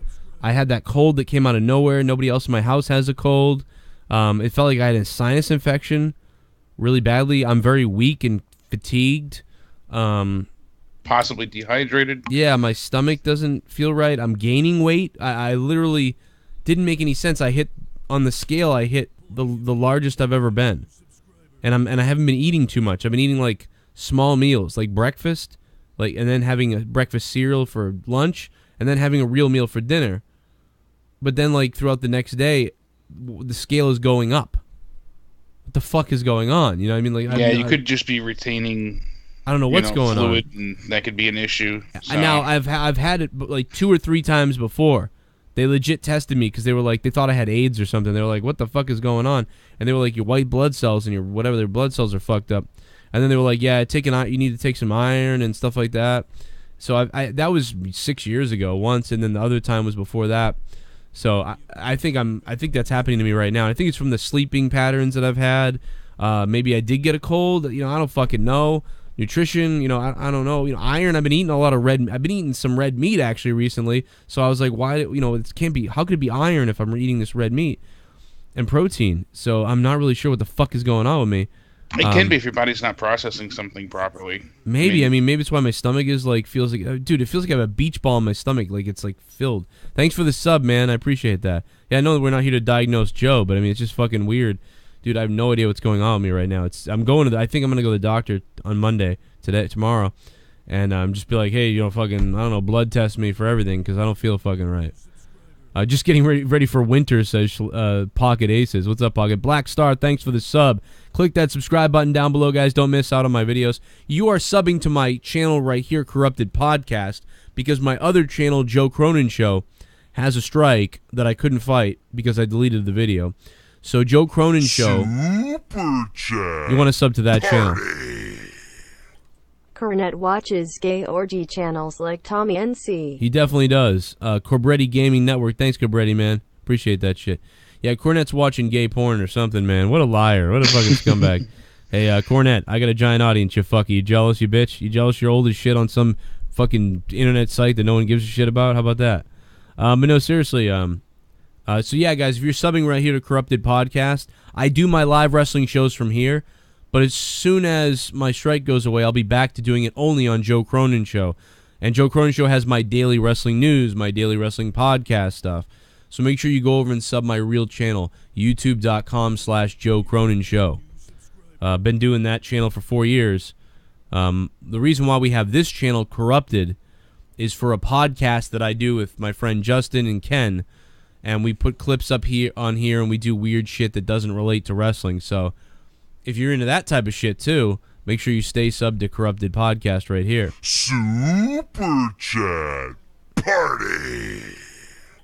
JD is upset about 50-50 Asuka match. Yet he said in his review he didn't want a squash match. Make up your mind. JD just rants about shit. You don't know what the fuck he's talking about, dude. He just rants about everything and freaks out as if he's the God and Messiah himself. And if you fucking even question him at all, he'll fucking block you. So, I mean, that's all you need to know. The Goon, thank you very much. Funny that your name is Goon. Thanks for the donation, Goon. Yeah, he's all over the place. I love reading moronic shit in the chat. You know, and you see things like that. People go ahead and they make these comments. You know, I don't want to see a squash match, but I don't want 50-50 or Bray's an idiot because you know he can't build towards a pay-per-view and then he doesn't even show up. You know, he's got a viral infection. How could he? Oh, you fucking. But how dumb morons. does this look now? How dumb does Sister Abigail look? Because it's like, well, Sister Abigail couldn't make it. The Walking Dead and TLC helped me get over the beat down my Falcons took from the Patriots. Sorry, Justin. The Super Bowl destroyed us. I guess Tom so. Brady, the Madden curse is coming for you, Nickel. Justin Monday, thank you, man. No, you will not take my Tom Brady. He already got a shoulder injury, but it's on the other shoulder. So maybe that's the curse. Just stay away from Tom Brady, Madden curse. And by the way, nobody hated the Patriots more than John Madden. So you know that the Madden curse hard wants to come for the Patriots. Maybe it already did when it took out Edelman. I don't know, but please stay away from my Patriots. Skip Brady entirely. I would love to be able to walk around doing this to my Jets friends and just say 6. So please let us get to the Super Bowl and win another one. Joseph, thank you so much. Joseph, thanks for the sub. Yo, shout out to Liquid Motions in the chat. What's up, Liquid? I don't know why I decided to shout him out just because. And Mr. Vacation, Rick Badboy. Rick Badboy, how you doing? Wow, JB from the Justin Bailey. From the Justin Bailey show is in the house tonight. Yeah, Justin Bailey and I just blocked somebody at the exact same time. Yeah, that was sick, dude. They're in there, man. The mods are in there. I don't know why I can't get Nightbot to sync up with this chat as opposed to my other channel. I don't know why Nightbot ain't syncing up, but you know what? Fucking you got blocked, baby. You can't be racist in here. You can't be racist in here. You can make some kind of racist jokes. Like, that's okay, but you can't be racist in here. You can't be racist in here. Sorry. It's all about context. It's all about context, yeah. I apologize. I know my headset's still making that clicking thing. The new mic will be here tomorrow. Man, man. How about that, dude? Jake's getting a new mic tomorrow, guys. We're getting pumped up for that. We're going to test that out on your asshole. That's right. It can sound sexy. You can hear my farts in 3D. Tony, thanks for the sub, man. We're getting fucking subs are going nuts right now. Nightbot is a whore. Yeah, Nightbot is a whore. Guys, real quick again, what's your shit in the chat? What did you guys rate this pay-per-view tonight? I want to see what you guys have to say. And then we're going to take phone calls in a few more minutes again. Jemima for the sub. What's up? 5 out of 10, 6 out of 10, 8 out of 10. What do you think? What do you think about this show? Let me put up the Twitter poll. I'm going to put up the Twitter poll. Let's get this thing going. What did you think of WWE TLC? And I'm going to put the poll up. Awesome. Okay. Bad. I'll keep it real simple. Bad. Bad. And let's see. I'll put the poll up right now. I'm gonna go ahead and pin it to the top of my Twitter. So guys, if you want to go jump on your other phone or whatever you got next to you, I'm gonna be showing this poll throughout the night. I just pinned it to the top of the screen, and I pinned it on my Twitter account, so you guys can go over to Twitter and go ahead and vote. My Twitter is @RealJoeCronin. By the way, if you're doing Twitter, make sure you go over there and you vote right now. I see lots of 5s, lots of 7s, some 6s. Green Shirt Guy said 10 out of 10 because I was there, because Green Shirt Guy is at every show. Yeah. Well, another same with the Roman Reigns lookalike and the Dave Rose impersonator. They were in the front yet again. Yeah, they were all the guys paid to sit in the seats that are never empty. People say that those guys are legit, that they really go to these and that's it. We've had somebody say that, claiming they had inside info and knew the guys or something, that the guys just love to go there, you know. And I can tell you that there are those seats available, you know, even before shows sometimes. So, but I feel like WWE helps them out a little bit too, you know what I mean? Like, hey, you coming tonight, man? Because we got an empty seat. We don't want to look bad. Oh, he is the perfect 10. He's the perfect dark match.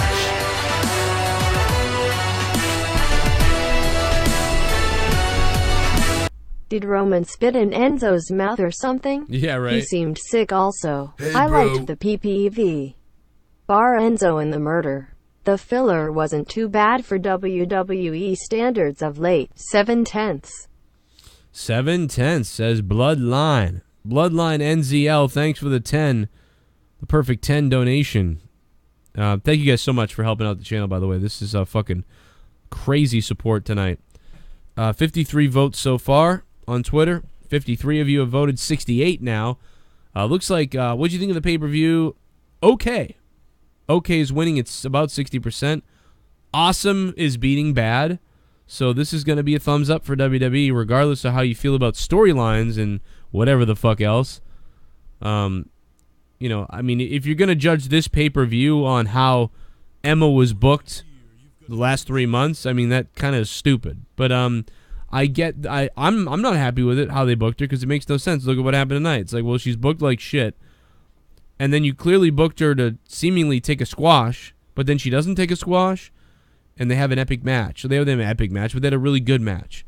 And the fact that they had a really good match, I'm not going to argue about it, even though, you know, you kind of dragged Asuka down a little bit by having the girl that, you know, gets destroyed by everybody have a fucking neck-and-neck battle with her. So I get the contradiction there. I totally get that. But fuck it. In the end, I wanted Emma to have a serious match. She did. Asuka showed up, had a really good match. You know, and sometimes if you book squashes with faces, people groan a little bit or go, oh. You know, so this made everybody look good, in my opinion, even though it contradicted your previous booking.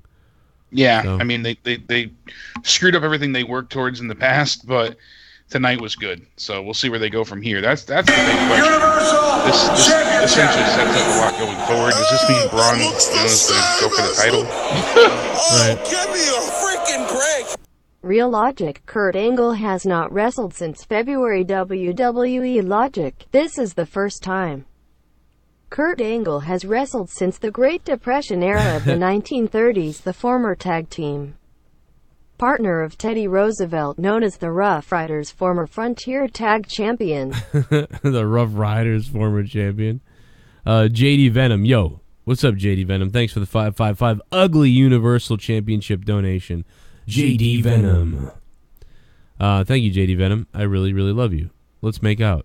No, seriously, let's take a look at the poll and see what the fuck's going on. C Nation, thanks for subbing to the John Cena.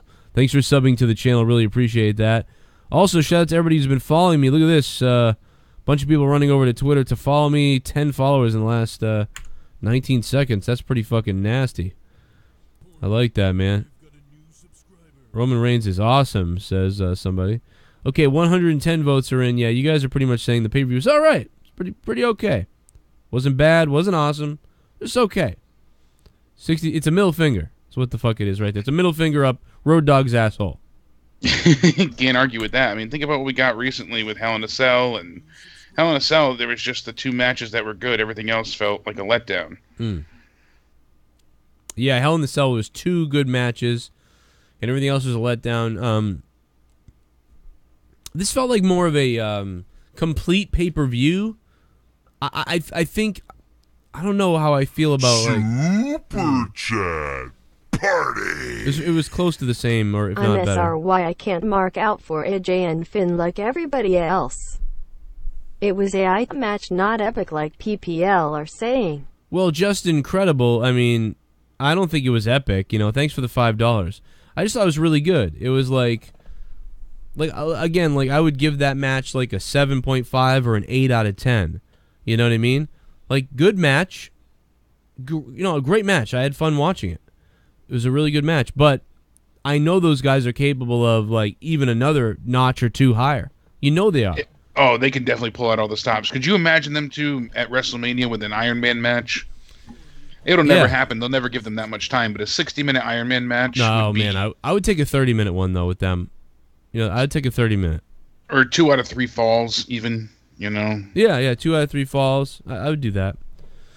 You know, last man standing. You know, something that gives them a decent amount of time. By the way, can we at talk least about, a half hour? Can we talk about how this JCS sign is like spot on, man? Lindsay May, thanks for subbing.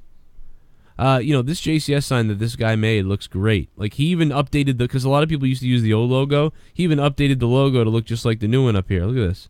There it is, right there. Made it look just like it. Great job. Look at fucking Cesaro's That's a true fan and a dedicated army. Yeah, that guy knows. Unlike Cornette's bitches. $9 for a fuck. Someone donated 9. I'm getting hard. I got 9 inches inside of your wife. $9. I'm shooting my semen to the ceiling. I'm coming and my balls have turned blue. $9. Suck my dick. Suck. Booker should have been thrown into the garbage truck.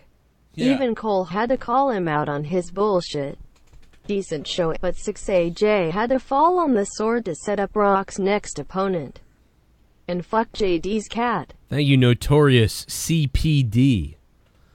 Notorious CPD, appreciate that shit, man. Yeah, even Cole had to fix it for Booker at the end. Like, what are you talking about, Booker?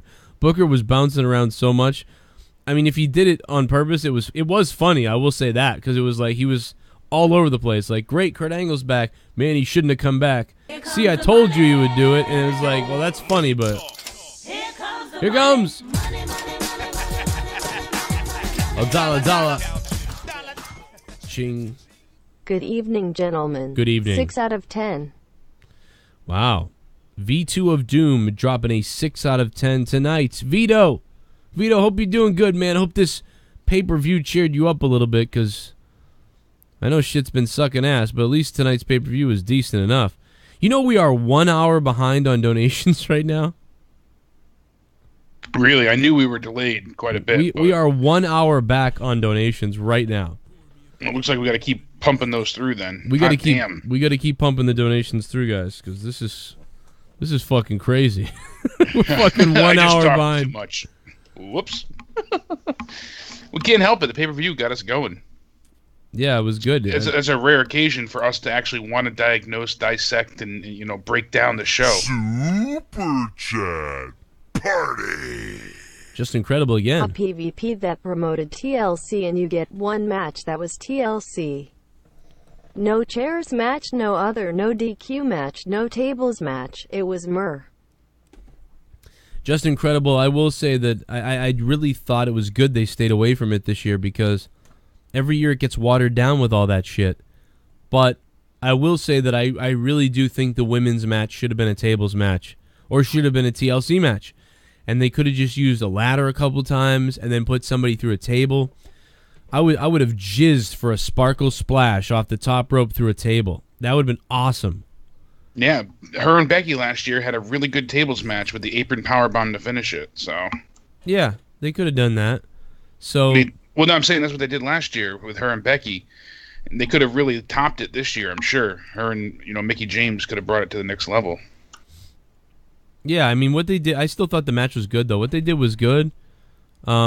But it would have taken it to the next level even tonight. It would have raised that match. If you thought that match was a 5, 6, or 7, probably a 5 or 6, it might have raised it to a 7 or maybe 7.5 or something, and you would have been like, wow, Asuka's match was like an 8. That match was a 7. Not fucking bad, but instead, that didn't really happen. So I think you know what it is. We usually always want to kill ourselves when the Raw ends, and the pay-per-view for Raws usually make us want to really, find a bullet and buy a gun. This one just was enjoyable from start to finish. Even with the shitty main event that was just a total clusterfuck, still better than what we're used to. So they beat us down so many times that when they give us something semi-decent, we're like, clapping seals. Yep. Yeah, Just we got happy. something. I mean, yeah, it can excite, I'm trying to think, are we missing something? We didn't really talk a lot about the Enzo match. I mean, he won with a poke to the eye. I thought he should have won with a little something, because clearly they were just redoing the Neville thing. But I thought they would make it more obvious, but oh well. No Death, what's up? The KANE again, man, he's back. Oh man, what's up? What's up, No Death? I was shaving and cut my face because of that Mr. Sniffles donation, lol. AJ versus Balor was such a fucking great match. This is an example that WWE creative should just shoot the shit. Everything is better under pressure. Hungry for that pink shell taco. Oh my god, man. The pink shell taco. What the fuck? No, is that served with spicy sauce? Yeah, you want to Super or just salsa? Thanks, No Death. Too sweet. Whoop whoop. Yeah, people are going nuts with those chants tonight. Noho Santiago, what's up? Santiago, thank you so much, man, for the $2. Yeah, the crowd was pumped, dude. These people, I gotta say, I forget where they were tonight. Do you remember where they were tonight? Do you know where the WWE was for TLC? Yes, I can tell you in 3 seconds. They were at Minneapolis, Minnesota Target Center. Well, McMahon, I didn't get my memo to be there. You didn't ask the body to come down there. Sorry. I had to check my abundant amount of notes, so... Oh. Did you... Maybe you should have checked this abundant amount of notes, McMahon. Yeah, they should have gotten Jesse to show up. But, no, it's... yeah, I mean, that was a great crowd, though. And, I guess I should have known that, I suppose, with Minnesota. But, hats off to Minnesota. They had energy tonight. Surprisingly, they usually are pretty damn spot on. Yeah, they're usually pretty good there anyway. All Dog 77, thanks for the sub. But yeah, it's the excitement of what was going on. It's almost like when you don't want a car crash to happen, but you can't help but want to stare and see what the hell's going on. That's like when you drive by a wreck and everybody's slowing down, yet there's no traffic. They create traffic just to watch the wreckage. Yeah, it was very similar to that. That's it. It was like, wow, like even though like you wanted to see Roman Reigns, I guess maybe some people, or maybe whatever, you want to see the Shield maybe. There's a lot of people that went, wow, like this is really going to be weird. Shitbum. It added a new I element. cringe every time Kurt Angle does a promo backstage. Looks like he's reading cue cards. Yeah, his promos are bad. Ms. Tonight you will face. Wait, wrong camera. Kurt looks at other camera. Tonight, Miz, you will face. Oh my Pauses God. for 5 seconds. Will face against me. Oh, it's true. It's damn true. That was from Kurt Angle's lines. Thank you, Kurt Angle's lines. And not the drug lines. I think he meant lines from a script. Yeah, no coke rails. That's the goddamn truth. The whole thing with him and Jason Jordan was fucking abysmal on the pre-show. Oh, they're so bad, dude. Everything. Elias walks over and he's like, "Do you mind? I'm having a moment with my father." And it's like, oh, you sound like a petulant 5-year-old child. Just shut the fuck up. He ruined everything with Elias tonight.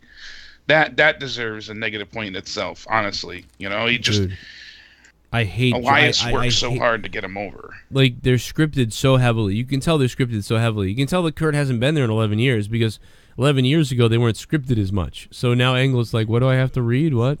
And Angle's like an old man being led into a room like, hey, tonight we're going to be facing... like. But back in the day, he used to own that shit. You know, like with him and Steve Austin or ad-libbing with anybody.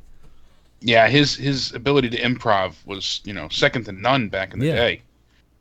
Yeah, well, it was just great. And now it's like he's thinking of what he was supposed to say and, oh, yeah, and say this, and we're booking that, and then this happens. And especially when you consider that he was, you know, an Olympic wrestler. He wasn't intending on being, you know, a sport entertainment athlete. Yeah, but then he nailed it. He's kind of like The Rock in a way. I mean, not really. He's not as good as The Rock, but I mean... he was just so good at, like, he could have been on, like, Saturday Night Live or something. It was... oh, absolutely. Schleppy! $9 for a fuck. Someone donated 9. I'm getting hard. I got 9 inches inside of your wife. $9. I'm shooting my semen to the ceiling. I'm coming and my balls have turned blue. $9. Suck my dick. Suck him, suck him, suck him, fuck him, suck him. I think Booker T was drunk during the PPV. Yeah, he might have been drunk. He was just all fucking all over the place. He definitely had short-term memory loss. Yeah. Yeah, he was a mess, dude. Schleppy, thanks. Yeah, Jake, he was like, man, Kurt, you got to give it up for Kurt Angle for coming back. And then all of a sudden later on he was like, man, I told you that Kurt Angle had no business coming back into the business. You know, this is sad. He even said, I think he said sad. This is sad. And then when Angle won, he was like, see, I told you he could do it. And then I told you. Michael Cole was like, Booker, are you serious? And it was like, okay, I get that. Like, you know, that's something like Jerry the King Lawler would have done back in the day. But it's like, what are you? Why is Corey Graves flip-flopping from a heel to a face? Why is Booker T flip-flopping from a heel to a face to a psychopath? Like, and why is Michael Cole going from a robot, sounding like he's reading from a script, and saying just annoying-ass shit? So with all of that going on, there can't be a cohesive fucking commentary team. And there can't be a person sitting on their couch who actually pays attention to the commentary whatsoever who isn't going mentally fucking insane listening to this shit. Yeah, it's where Jerry the King Lawler had the ability to sound like a groveling kiss ass. That was part of his character, where he would say, "Oh, I think Stone Cold's gonna get his ass beat tonight," and then later on, Stone Cold win. He's like, "See, JR, I told you the whole time he was gonna win." Yeah, but it fit his character. It worked perfectly. As we're, Booker T sounds like he's got Alzheimer's. Then, like Sir Cardinal pointed out, Booker T told Corey Graves, "Oh, you're just a fan." Like, come on, really? I mean, it sounds like Booker T and them, it sounds like all of them a little bit are all going in between different former people. Like, oh, now I'm going to be Bobby Heenan. Now you be Bobby Heenan. Now I'm going to be Jesse the Body. Now you be that. Now I'm going to do the Jerry the King Lawler thing. Now you do the Jerry the King Lawler thing. And it's like, what the fuck are you doing? Like, how can Vince be on the headset in gorilla position and tolerate listening to him? I have His no head idea. Must be exploding, because trying to give him any form of, like, criticism or feedback or cueing him in what to say next, because he jumbles everything. His words get mixed up, more tongue-tied than I get. I for can't Christ's believe. sakes. I find it hard to believe. Shitbum. Oh, shitbum. I drank tonight. My dick is inside out.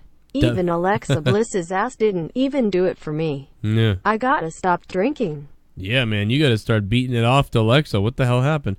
Dubby Do 69. Let's do that again. Dubby Do 69. This summer, Dubby Do 69. Thanks for becoming a $5 shitbum. Dubby Whiskey Do. dick. Whiskey dick. I find it hard to believe that I could sit in front of that announce table in front of Vince McMahon and all three of those guys and literally say, like, this is fucked up. And here's why. And people agree with me. And you can't possibly look at yourself in the mirror. Yeah. Speaking of Unfucking man. believable. Lita's G-string. I love my life, just been rubbing and sniffing Lita's pussy all day and night. Oh my god. Don't be jealous, but I give this PPV tomorrow on Raw. KANE versus Braun. Calling it now. But alright, I'm going back, getting wet from Lita's wet juicy rose pussy all night. Damn. Thank you, Lita's G-string. I would love to see that. Lick, lick, lick, lick, lick, lick, lick. Yeah, you know, we thought this was one and done for KANE. I suppose there's a possibility that KANE shows up tomorrow night. To challenge Braun. But he might even work a... I don't know, man. Work a pay-per-view with him? Jesus. Mayor KANE. Yeah. You don't cross the mayor.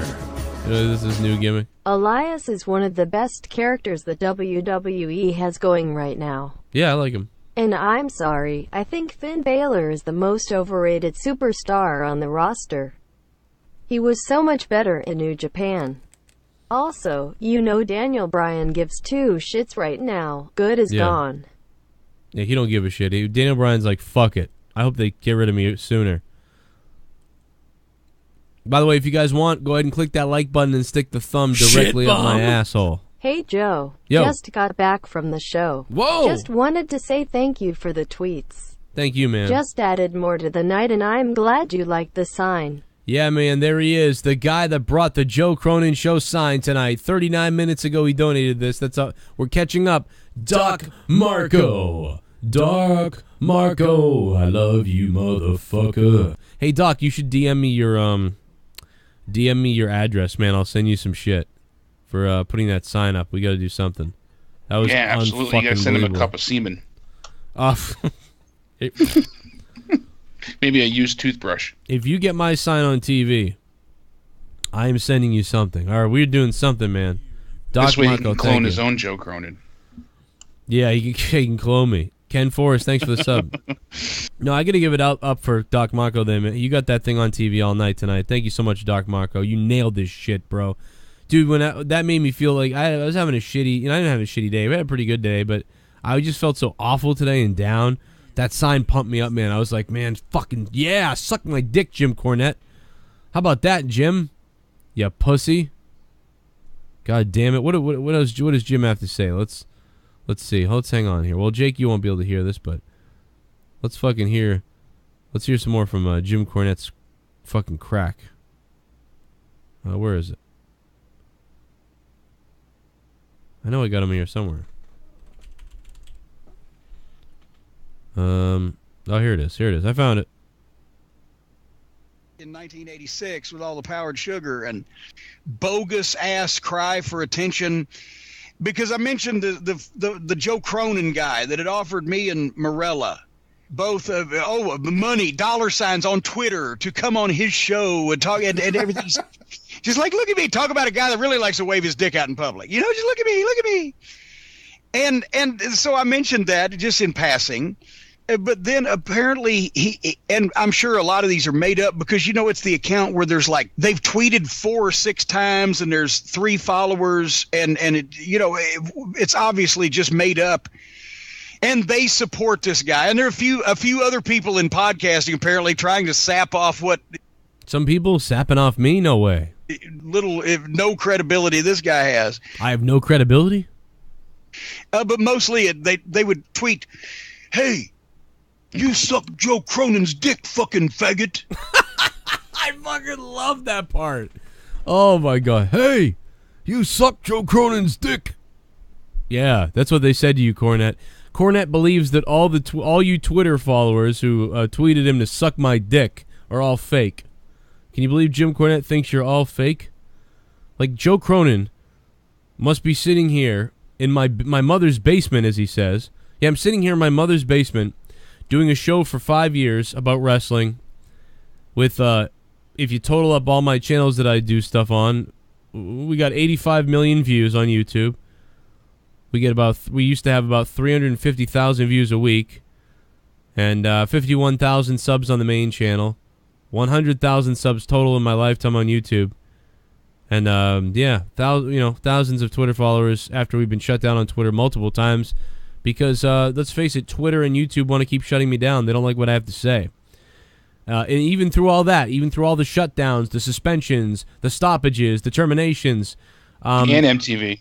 Don't forget MTV. And the MTV situation, I'm still going on here, Jim.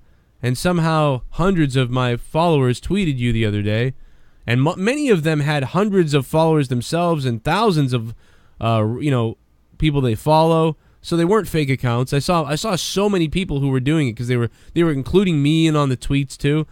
And I looked at the people's Twitter accounts, and they were lively Twitter accounts. They weren't fake accounts, because I've been attacked by fake accounts too. But it's so funny that he goes and says, "Oh, they're all fake." Yeah, they're all fake. All my list, it's all imagination. And or some various versions. The thousands of people that listen to my show every day and every week, it's all just a fucking imagination, Jim Cornette. It's all fucking imagination. The thousands of people that watch tonight, it's all an imagination, Jim Cornette. Hey, Jim Cornette, is this an imagination too? Is this it right here? Tonight we had 26,000 playbacks. That means 26,000 people came in here at one point to watch this show tonight. Did I imagine 26,000 people coming in to watch me live? I think you did, Jim Cornette. When's the last time 26,000 people came in to watch you live? I don't think they did. It didn't happen, Jim Cornette. So I must have been imagining that. I must have been imagining that at one point we had 1,400 people watching this show tonight. I don't know if you've ever had that doing your live shows or whatever the fuck you do now. I'm not really sure. The fact of the matter is your whole fucking camp is liars. And I used to love you, man. But everything you say is a goddamn fucking lie, you four-eyed fuck. Of that, and generally either dick think about or how many of the faggot. stories he's told have to be false. Yeah. That you would have believed were real, but now you go back and you think. Yeah, oh, was he lying? Was he making it up? Maybe he was making it up. Here's the rest of it. Would be misspelled to begin with. You got a bunch of tweets from 1980s Andrew Dice Clay. Yeah, with Tourette's and flunk spelling. And so, but it's obviously, most of them are made up by the guy or his, crack staff of his friend in his basement or what. Yeah, I made up all the Twitter accounts that attacked you, Jim. I made it all up. I made up the fact that I have 51,000 subs on Joe Cronin Show's YouTube channel. I made up the fact that I have over 200 patrons.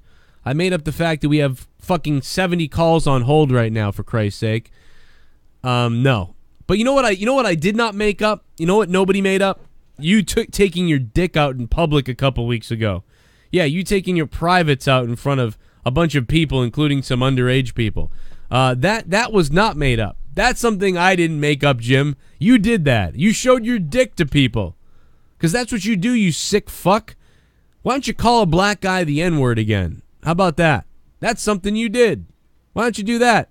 And it wasn't a joke. You did it in the locker room, according to the people that say it. Allegedly, according to these people, you did it. And then you took your dick out in public, and then all these other things that you do. So why don't you shut the fuck up before you fucking have a heart attack, you four-eyed lesbian cunt.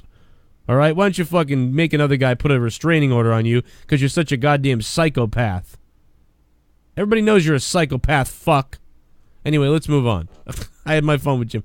Let me hit that donation thing again because we're gonna get behind again. Shit, yeah, we gotta catch up a little bit more. Holy take shit! Some calls. Braun got his ass taken away in a garbage truck. Now tomorrow night on Raw, Braun is going to come back as Shredder Strowman. Yeah, dude, wouldn't that be great, Kermack? He pulled a full super shredder, motherfucker. He pulled a full super shredder. And that would be awesome if he showed up tomorrow like a psychotic fucking beast. Fuck you, you four-eyed lesbian fuck. Old man Davies going off in the chat. Yeah, if you really want to get to Cornette, you'll get blocked. But if you really want to get to Cornette, go ahead and tweet him. Keep tweeting him. Maybe he'll believe that you're real people now. Maybe you can write, "I'm real as fuck. Joe Cronin's got a bigger dick than you." Then you can write that Joe Cronin has 85 million views, you old cunt. And then you can write, "Hey, Jim Cornette, nobody brought a sign for you in the crowd today. This isn't the 17th time your sign's been seen on the TV in the last 2 years, Jim Cornette. What are you, living under a rock, Jim Cornette? This is the Joe Cronin Show, motherfucker, and I'm real as fuck. You don't think I'm going to respond to your bullshit every week, Cornette? Keep bringing me up on your show, bro. After you get done with Bruce Pritchard's dick in your mouth, keep bringing me up. Go ahead. See what happens, motherfucker. Then go say something about Vince Russo, because that's all you ever do every goddamn week. Vince Russo this, Vince Russo that. You can't get the guy's name out of your fucking mouth. Meanwhile, you're over here making fun of me because I sent out a joke tweet saying that I'll pay you and Santino to come fight on the show. And then you go ahead and get all butthurt about it and block me on Twitter? What kind of baby-ass bitch are you? I thought you were supposed to be a tough guy who spews out the fucking hard garbage. The only thing you spewed out was horse shit, and then you ran away like a pussy-ass bitch that you are. You stupid fuck, you four-eyed lesbian cunt.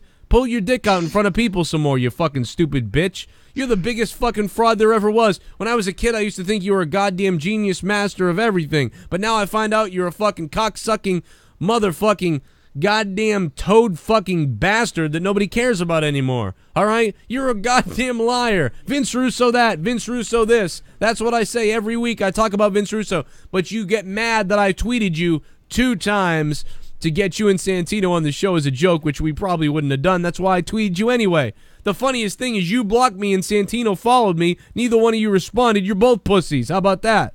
So it's fucking retarded, bro. You're a fucking joke. At least Vince Russo fucking stands up for himself sometimes. God damn it. Vince Russo, every week out of your mouth for the rest of till the end of time. Till the end of time. There's nothing else to talk about. That's right. I called him a toad fucker. What are you going to do? Thanks for subbing the channel. WWE TLC 2017. And then you got Cornette's fucking crony, fucking Star Maker, threatening Justin Bailey in a DM on fucking Twitter. What the fuck is that about? I don't even want to talk about that. Yeah, that was really weird what he wrote. Fucking weird ass fucking tweet that was. These are some psychopaths. You know, for a couple of guys who hate Republicans because they say the Republicans are evil, these guys are eviler than motherfucking anything. Jesus Christ. It's gotta be KANE! My name is KANE and I'm donating now. Solid show that undersold and over-delivered. I refuse to look at Bleach right now and give TLC a 7/10. It wasn't just undersold, it was retard sold. Asuka was my match of the night. Anyone else get a Home Alone vibe when the chairs fell on Braun and when he went into the garbage truck? A fucking Home Alone vibe. Lekaflan, thank you so much, Lekaflan. What's up, bro? How you doing over there? You're in fucking Ireland, man, aren't you? Shout out to everybody listening to us in Canada, United States, Mexico, fucking Asia, England, Africa, Middle East, Japan, Norway. Got people chiming in from all over. Got people worldwide, from baby. Got people from everywhere. Yo, shout out. Thank you for subbing to the channel, guys. You tons of subs tonight. This is fucking insane. The subs are out of control.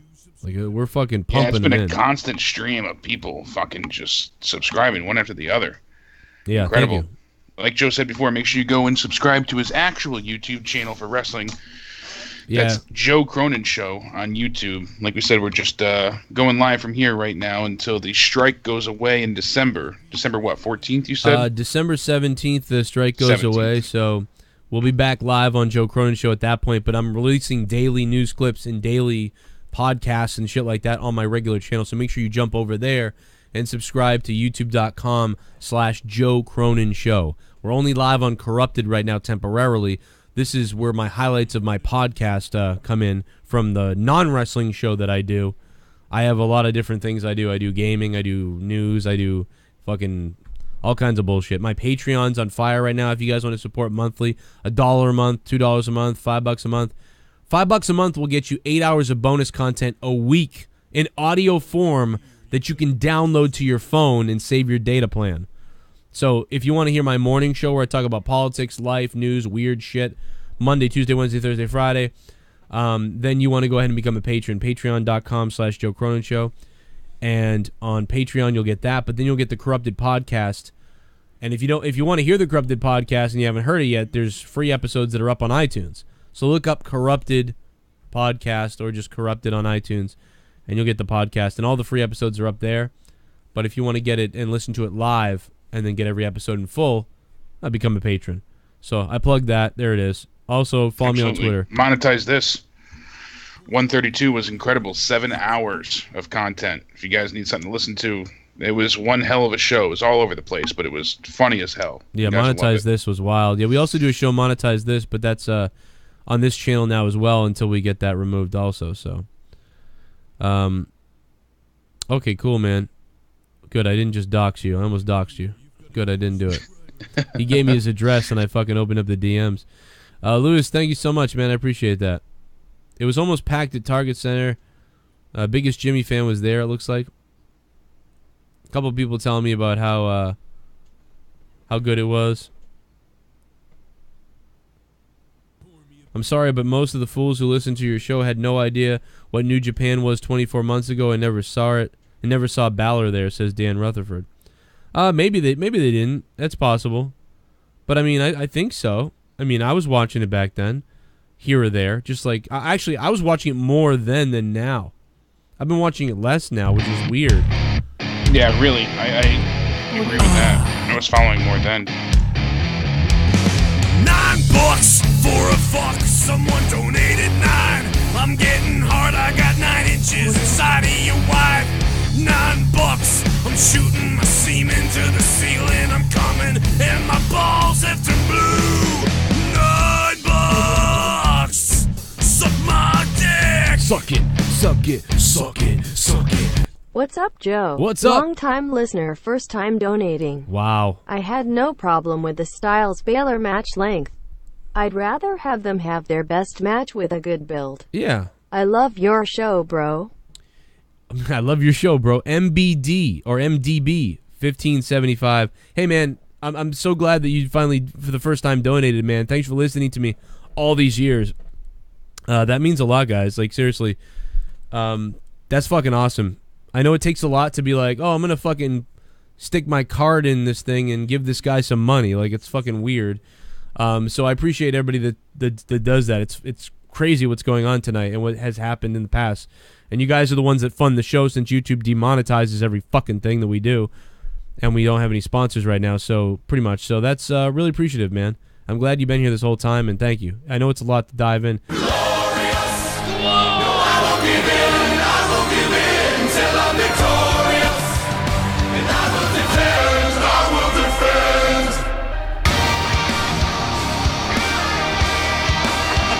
Oh my god, Doctor Who's come back in time. Holy shit. Triple H wants to fuck me. Glorious. Hey Joe, it's been over a year since my last donation. Wow. Sorry about that. Well, it's okay. Anyway, I am going to Raw tomorrow night. I got an epic sign for you. Really? Hopefully it will make me the only 3-time thumbnail champ. Oh man, Doctor Who. Doctor Who, man, thank you so much for dropping the big-time $24 Bobby Roode glorious donation. That is a big-time donation of $24, Doctor Who. I swear to God, if you get my sign on Raw tomorrow night, I am going to jizz him all over the fucking place. For a third time, he's saying. Yeah, and apparently he's done this multiple times, because I remember That's his last one. Awesome. Dude, I've got all the screenshots of all the signs. You guys are insanely beastly. Like, it's beast mode right out there for you guys. I've never seen someone else's show that prominent all the fucking time. You guys are fucking crazy. Championship. Oh, that looks the same as the... Oh, give me a freaking break. Tommy, do me a favor and lay on your back. I'll stand over your face, drip in your mouth, you scumbag. F your corpse. Fuck out of our chat. Retrograde dropping the ugly Universal Championship donation. Thank you, Retrograde. Also, the guy on that was Jaron from Small Afro Games on YouTube. Check out Jaron. Retrograde, thanks for the donation, man. I didn't know Tommy was there, but I guess people are getting mad at him. They're going after it. Yeah, he was saying how Bray, that was my comment about morons. He was like, Bray didn't even show up. What? Yeah. That's what Tommy said. He's like, Bray didn't even show up. He didn't even build to a pay-per-view. Neither did your brain. Regis Farrington, thanks for the sub, man. I appreciate that. Shout out to Shell in the chat. What's up, Shell? ADTR says, F you, Tommy, you jackass. But anyway, what else did I do? What else did we miss here? We got the Enzo thing a little bit, the poke in the eye. I was okay with it. I liked their match, and I'm not a huge Kalisto advocate either, but they performed some like that leaping, the DDT after leaping off the second rope that led to a 2 count. That was a cool move. Mm-hmm. That's what led into the referee getting distracted. Enzo pokes Kalisto in the eye and then gets the jaw Donzo, whatever the feet, Right. Hey guys, I liked it. just dropping It works to get Enzo champ. I want him champion. All. Hey, thanks, douchebag, for dropping $2, man. Thank you, douchebag. Just dos, dropping the dos. De donde eres tu madre? Or like something like that. I don't know. Tu madre is gorda? I just like saying random weird things in Spanish. I don't know. But, yeah, douchebag, thanks, man. Yeah, Absolutely. Like you said, they had to reset to get Enzo as champ again to redo the storyline. Neville was out, and they had to go ahead and get him back as champ to retell what they're going to do. Yeah, they retold the storyline. They just were like, you know what? Do the same thing we did to Neville. Do it again. That way now Kalisto can have... You can have the heat on Kalisto. Universal Championship. Fucking weird. Oh, that looks the same as Oh, give me a freaking break. Joe, I am getting drunk here. Overall, good Yeah. PPV for the most part. Love to you and Jake. Oh, thank you. Need King Jake on monetize this more often if he can. He needs to keep on talking. The Porta Potty's crown, which last I heard was made of poopy. What the fuck? What the fuck, Aru, shouldn't you? Aru, thank you so much for the donation, man. I appreciate that. He wants you on monetize this more, which is great. Hell yeah. We substituted out. Like Leah's brother was in town from Texas, so we substituted Leah for Jake. It worked out. 7 Varvar. Yeah, the timing worked out perfect for that, so it was a nice little workaround. Rostafa just dropped some big knowledge on us, Joe. He said it's confirmed that Roman has the mumps. Dave Meltzer reports on LAW Radio. People are going to start chanting mumps at him when he comes back. So Live Audio Wrestling just confirmed that Dave Meltzer, he said it live there, Roman has the mumps for sure. That's dangerous, too. You could end up going sterile from having the mumps. Does that mean that Roman never got a shot for mumps? You can no. See, the problem is you can be vaccinated against it, and if someone has a disease that wasn't vaccinated, the disease can mutate in their body, and you can get a new form of that disease. I was reading it online. I read a lot. The mumps actually develops in your saliva gland, like one of the 3 glands, and it causes a great deal of swelling. So your face swells. It can actually impact your breathing. It's very painful because it basically causes the saliva gland to clog and fill. So while that's swollen, it fucks you up. Oh my God, I love Seth Rollins.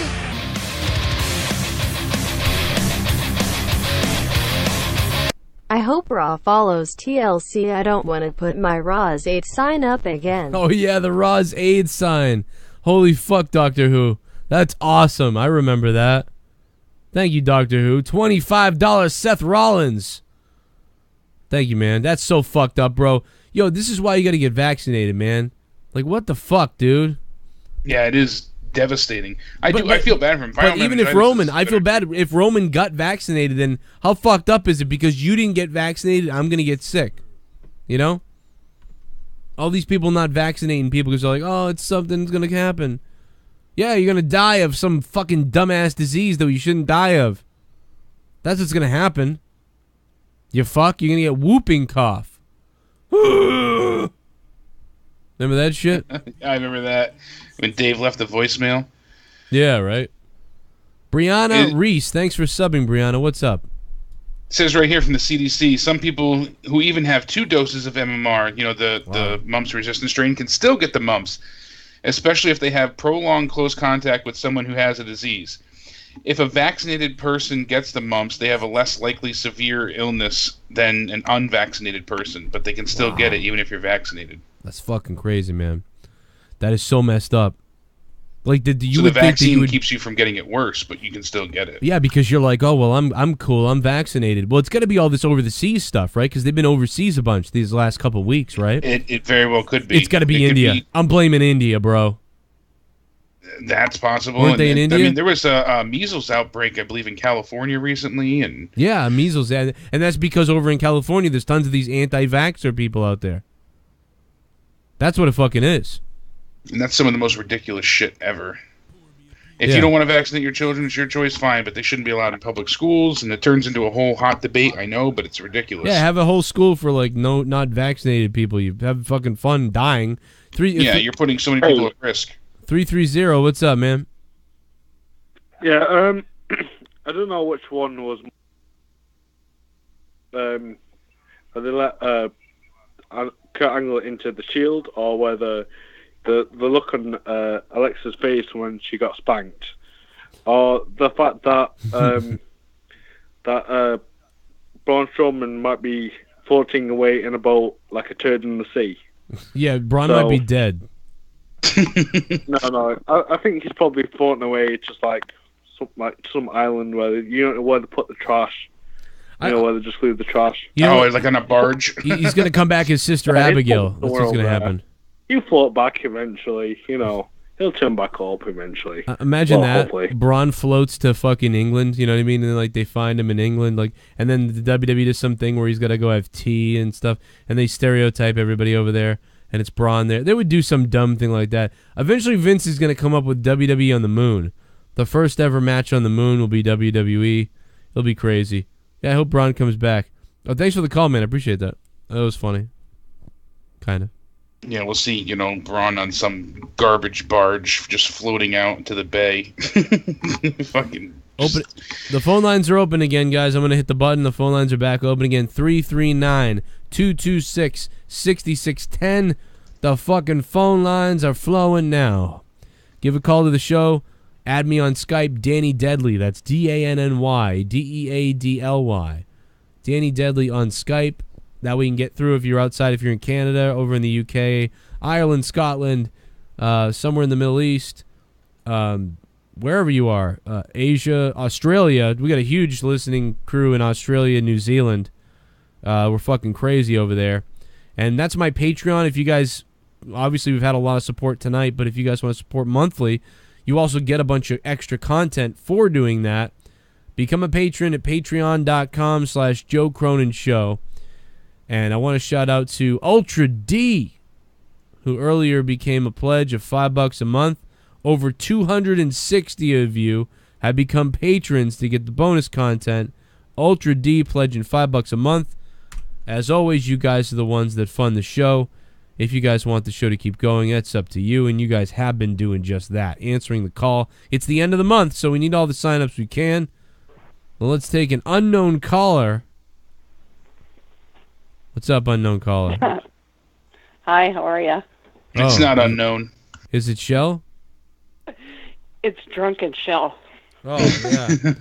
Drunken Shell, take it out. Take the pussy out. Now, so what'd you think of TLC? I give it about a 6.5 out of 10. Yeah. I'm trying to think of what actually happened. I'm so bloody drunk. I'm fucking drunk. I don't know what happened. Well, what is the last? I've been waiting all night to call, and every time it goes to busy, I forget what I was going to say. Well, I really enjoyed. Let me see, Finn Balor and AJ. Yeah, I knew you were going to say that. It was. You see Finn Balor is. You see his bulge? Finn Balor's bulge tonight. Goddamn, yeah. It looks like he's got Balor's 6 inches. ass muscles are ridiculous. I noticed that when he was... Oh, my God, Finn Balor? Oh, my God. I know Gina was at the show. She was going to try and rape him. I told her I'd come there with her if she wanted, but... Oh, yeah. See, imagine I really wanted Mickie James to win, actually. My goddamn Alexa Bliss has had enough pushes. I'm tired of her. Yeah? You don't like her anymore? Well, I like her, but I wanted to see Mickie. I mean, she's not old. If anybody's old, I'm old, so 37's not old. Well, it's so funny that they say that they're calling her old, like she was saying she's 37, and, a lot of the other girls... I'm fucking 48, for Christ's sakes. I mean, 37, I wish I was 37 again. But, I mean, a lot of wrestlers are sometimes, doing really well in their 40s, so it makes no sense. Like Hogan and Macho Man were still killing it in the 40s, right? I mean... Oh, right. Shawn Michaels? Yeah. Oh, God, don't get me going on Shawn Michaels. Bret the Hitman Hart? I just want to say something to Jake, if I can. Oh, yeah. I just want to say thank you again for earlier, if you know what I mean. Oh, absolutely. Glad to check in. Okay. These things float. You sent her a dick pic? No, but I'm sure she got enough of those, though, after monetize this and saying she didn't get any. Yeah, I did. You opened the fucking floodgates on that one. Yeah, that was no one ever sends me a dick pic. Oh, well. And half the time the guys that did it, they were telling me, oh, this was a test to see what you were like, and it's fake, and it's a... a porno guy's pic, and I'm like, well, fuck, you couldn't even send a real one? Thanks a lot, fuckhead. Yeah, that makes you feel insecure, huh? They can't actually show off their small dicks. I mean, my God. No kidding. Oh No, my you God, can make it I'm look good. telling You get the camera angle the right So way. what did you guys think of the last match? What did you think of Kurt Angle and his fucking vest? It looks silly. Sorry, but The best was he was in a it was- Shield Halloween costume. Yeah, He it really looks did. silly. Oh, didn't he though? Oh my God, I love Kurt Angle, but that just wasn't right. He should have came out in his USA outfit at the end. That would have been hilarious. And why the hell didn't he have on his gold medals? Then I Yeah. would have liked it.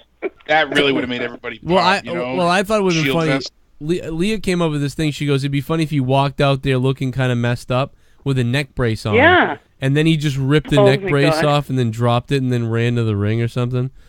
Like that would Exactly. have been Well, stupid, but you know funny. what I was really hoping would happen? I would hope like Kurt Angle was getting his ass beat, and then his son would come running out. Well, you know, his son anyway. Oh God! Would come running out, pretending to help him, and then beat the fuck out of him. Oh. Saying, I don't want to be in your shadow no more, and all that kind of shit. I would have loved that. You could have said, That "Yeah, would've been great. ever since you came Yeah. along and came back in my life, or yeah, you fucked up my life." Yeah. Everybody thinks I'm a joke now. Exactly. Who's the joke You now, broke up my Dad? tag team, Who's American the Alpha. joke now, motherfucker? Yeah, that'd been great. Holy shit, I would have liked that. Well, Shell, I'm gonna let you go. Alpha was great. You broke us up. You fuck. Yeah, really. Yeah, You fuck. now take, Yeah, exactly. Now take my dick, Dad. Take my dick. All right, Shell. Shell, I'm gonna let you go. I gotta go get more calls. All right. All right, I love you, Shell. We'll talk to you I soon. love you guys. Have a Okay, good night. good night. Hope you're feeling better too, Shell. That was I don't know what the fuck was going on. 865, you're live. TLC review. What's up? I tell you what, Shell's the shit, isn't she? She's fucking wild. She's the best 48-year-old I ever I knew. love that woman, man. Yeah, Everybody's in love with Shell. She'll beat you up and then rape you. Yeah, I guess I got to get in line to wait, right? Yeah. Sodomy. Am I the only person that was hoping for like a Matt Hardy run-in the main event? Or He's got the mumps. like I was just sitting there the whole time, like, what are they do? Like, yeah, where are they going with this? What are they doing? Matt Hardy's I was been. like, yeah, Matt Hardy, that'd be cool. They totally sent him home like, we don't have anything for you, go home. That's what's happened. And you know, Rebby was tweeting out the other day that they were all sick. So it's like, I hope that, because she's got a newborn baby, man. I'm like, I hope they don't get the fucking mumps. Yeah, really. No, Like, get that shit away from, they don't need that at all. That'd be horrendous. My guess now is if Roman's healthy enough for Survivor Series, it'll be the Shield plus probably Matt Hardy and Jason Jordan since they were tagging versus the 5 we already saw. But, you know, anything's possible at this point. Now that we saw Braun and KANE killing each other, I don't think that's going to happen anymore. I'm curious to see if Braun goes on to face The Miz for the IC title. Now, that would be interesting. A few people brought that up as well, but...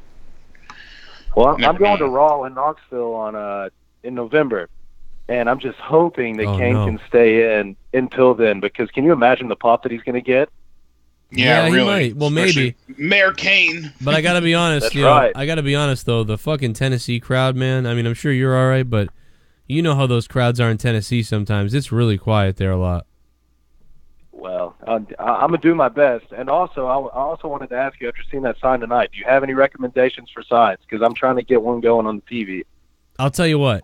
This is so like it blows my mind when people do this. Like it's so flattering, and it like and I mean, you know, shout out to James at WrestleMania. He brought my sign to WrestleMania, dude. I almost goddamn cried all over the place. But I mean, I'll tell you what, the JCS logo always wins. Joe Cronin Show and JCS, that stuff always works. You can't write stuff like, you know, Joe Cronin Show YouTube or JoeCroninShow.com, Right? Because if you do that, they see that as advertising and they don't like it. But like, you know, the JCS and those things, those work out fine. So yeah, and maybe you could write something else on the other side, like whatever you want. You know, Roman swallows. I mean, whatever. I don't know. I mean, do you think they'd put it on the air if I put "fuck Tommy's dead corpse"? No, that probably wouldn't. Want a balloon? F Tommy's corpse might make the air because they might not know what the hell that means. It really, I'm gonna try it. Why not? Yeah, F Tommy's corpse might make it because they'll be like, what the hell does that mean? You know? Yeah, try it. You never You know. know, But you know if what, anything, what you gotta have is you gotta have a dummy up. sign. You gotta have a dummy sign. You gotta have one sign at the beginning that says like, "Yay WWE" or like John Cena. I want to see where's Cena, you know, and then you hold that This up. is my spirit animal. Yeah, you hold that up a lot. You know what I mean? And then all of a sudden you switch it to like the next one, which is like JCS. But then Oh later my on, God. you throw the Roman one up again, and then later on you throw up the one that says F Tommy's corpse. I'm going to spend the next month on Reddit trying to figure out how people have gotten their signs on TV. Well, they make them when they go there. They bring they only write on Bring the one Sharpie side. and bring the poster board. Yeah. They only write on one side, and they bring the Sharpie with them, and then they write it in the stands because they read every single sign. Security usually when you're on your way in. So I've seen them just rip up and take signs at the live event. Well, I remember one guy was a mark for himself. He brought his own sign there of his show and held it up. I was like, man, that's lame as fuck. You see me go to how many shows?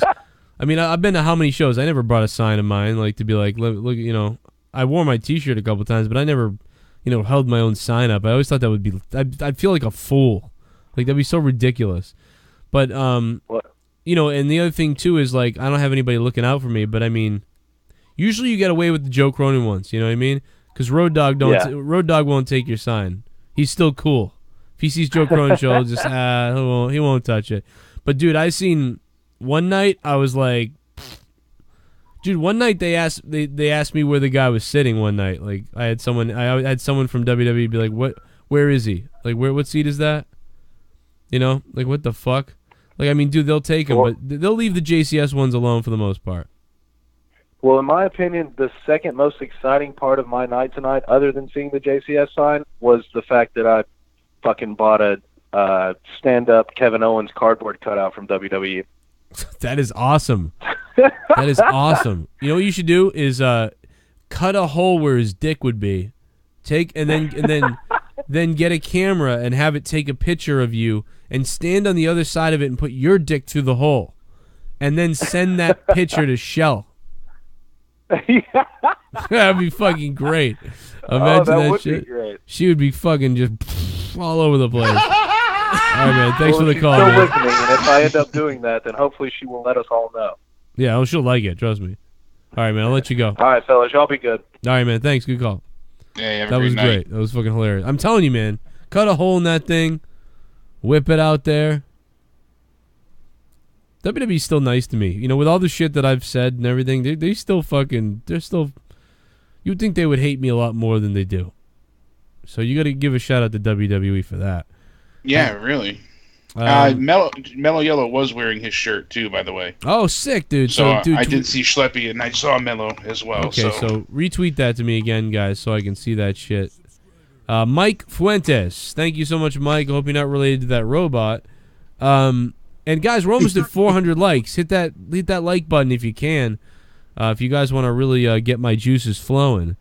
We're coming up towards the end of the show tonight because we gotta go to bed at some point. Plus, I'm still sick. Super chat party. I think I'm fucking anemic and shit. I feel like Braun is being booked weaker than before his title match with Brock. Yeah. WTF. Shout out to the chat and F Tommy Cornette's corpse, JCS Army. F Cornette's corpse. By the way, JC and JC, who's the bigger JC, Joe Cronin or Jim Cornette? I don't know. Gorilla Strong, thanks for the $5, Gorilla Strong. You are strong indeed. Yeah, I don't know. Strowman going into the dumpster was a little fucking, or the garbage truck was a little bit like, oh man, you know, like, no, like Strowman should kick everyone's ass. Don't you feel like that? I mean, he had 4 other guys on his team. I know Kane went dumb shit, but come on, man. Universal Championship. Oh, that looks the same as oh, give me a freaking break. So Roman has the mumps. You sure it isn't 'cause he can't take a bump? I swear I am glad he has the mumps. Better to have him get the mumps. Maybe he'll get AIDS next. Only one can hope. Moment's got the rump, the lump, the mump, the sump, the welcome to another edition. Thank you, Aru Shinshu. Yes, Roman Reigns, according to Dave Meltzer, has the mumps, which we thought he did. We thought the whole thing was everybody had the mumps, maybe. First it was meningitis, and then we found out it was the mumps. And now we can confirm, as apparently Dave Meltzer's confirmed via what Jake just said earlier. And do you like steroids? 'Cause I like steroids. I got steroids. You got steroids. I put the steroids in my veins. Put the steroids in my... Allegedly. Fucking go insane. Jinder Mahal. I put the needle in my balls. Jinder Mahal. I'm big as a motherfucking goddamn garbage truck. I'm sick as fuck. Mickey James is a MILF. Yeah. I want her to suck my hot dog. Suck my... And area bowl movements on my face. Oh. I'll worry about it tomorrow. Oh. Oh, what the fuck? Dirty dirt butthole. Holer. Dirt buttholer. Thanks for the $15. Dirt buttholer. What the fuck? I think it meant to be dirt butthole, but yeah, that's a hell of a typo. That's some diarrhea bowl movements, not bowel movements. Ugh. I failed spelling. My name is Duke Nukem, and I'm gonna put my dick inside your mother. I'm sorry. Subscribe. Brian. Thank you for subbing, Brian. Dirty flying Brian like Brian Pillman. You are indeed a pickle sniffer. No, thank you so much, guys. Man, we gotta get out of here. This is so fucking late. The bottom line is I'm giving the pay-per-view a 7 out of 10. It was a surprising 7 out of 10. Didn't expect it to go this way. The weird absences tonight made everything so much more exciting for some bizarre reason. Joe Cronin Eat Wieners says, what the fuck did I just watch? I don't know if you're talking about the pay-per-view or like the show my show or the pay-per-view. I don't know, whatever that means. I don't know. But I do indeed eat wieners. Ballpark Franks, in fact. They taste very good, like your wife's pussy. Thank you for that. Elias is about to drop $5 from up in my favorite land of Canada. Oh, Canada, our home and native land. Man, my voice is fucked from being sick. True patriot love. Hey, Nicholas. Thanks for the sub.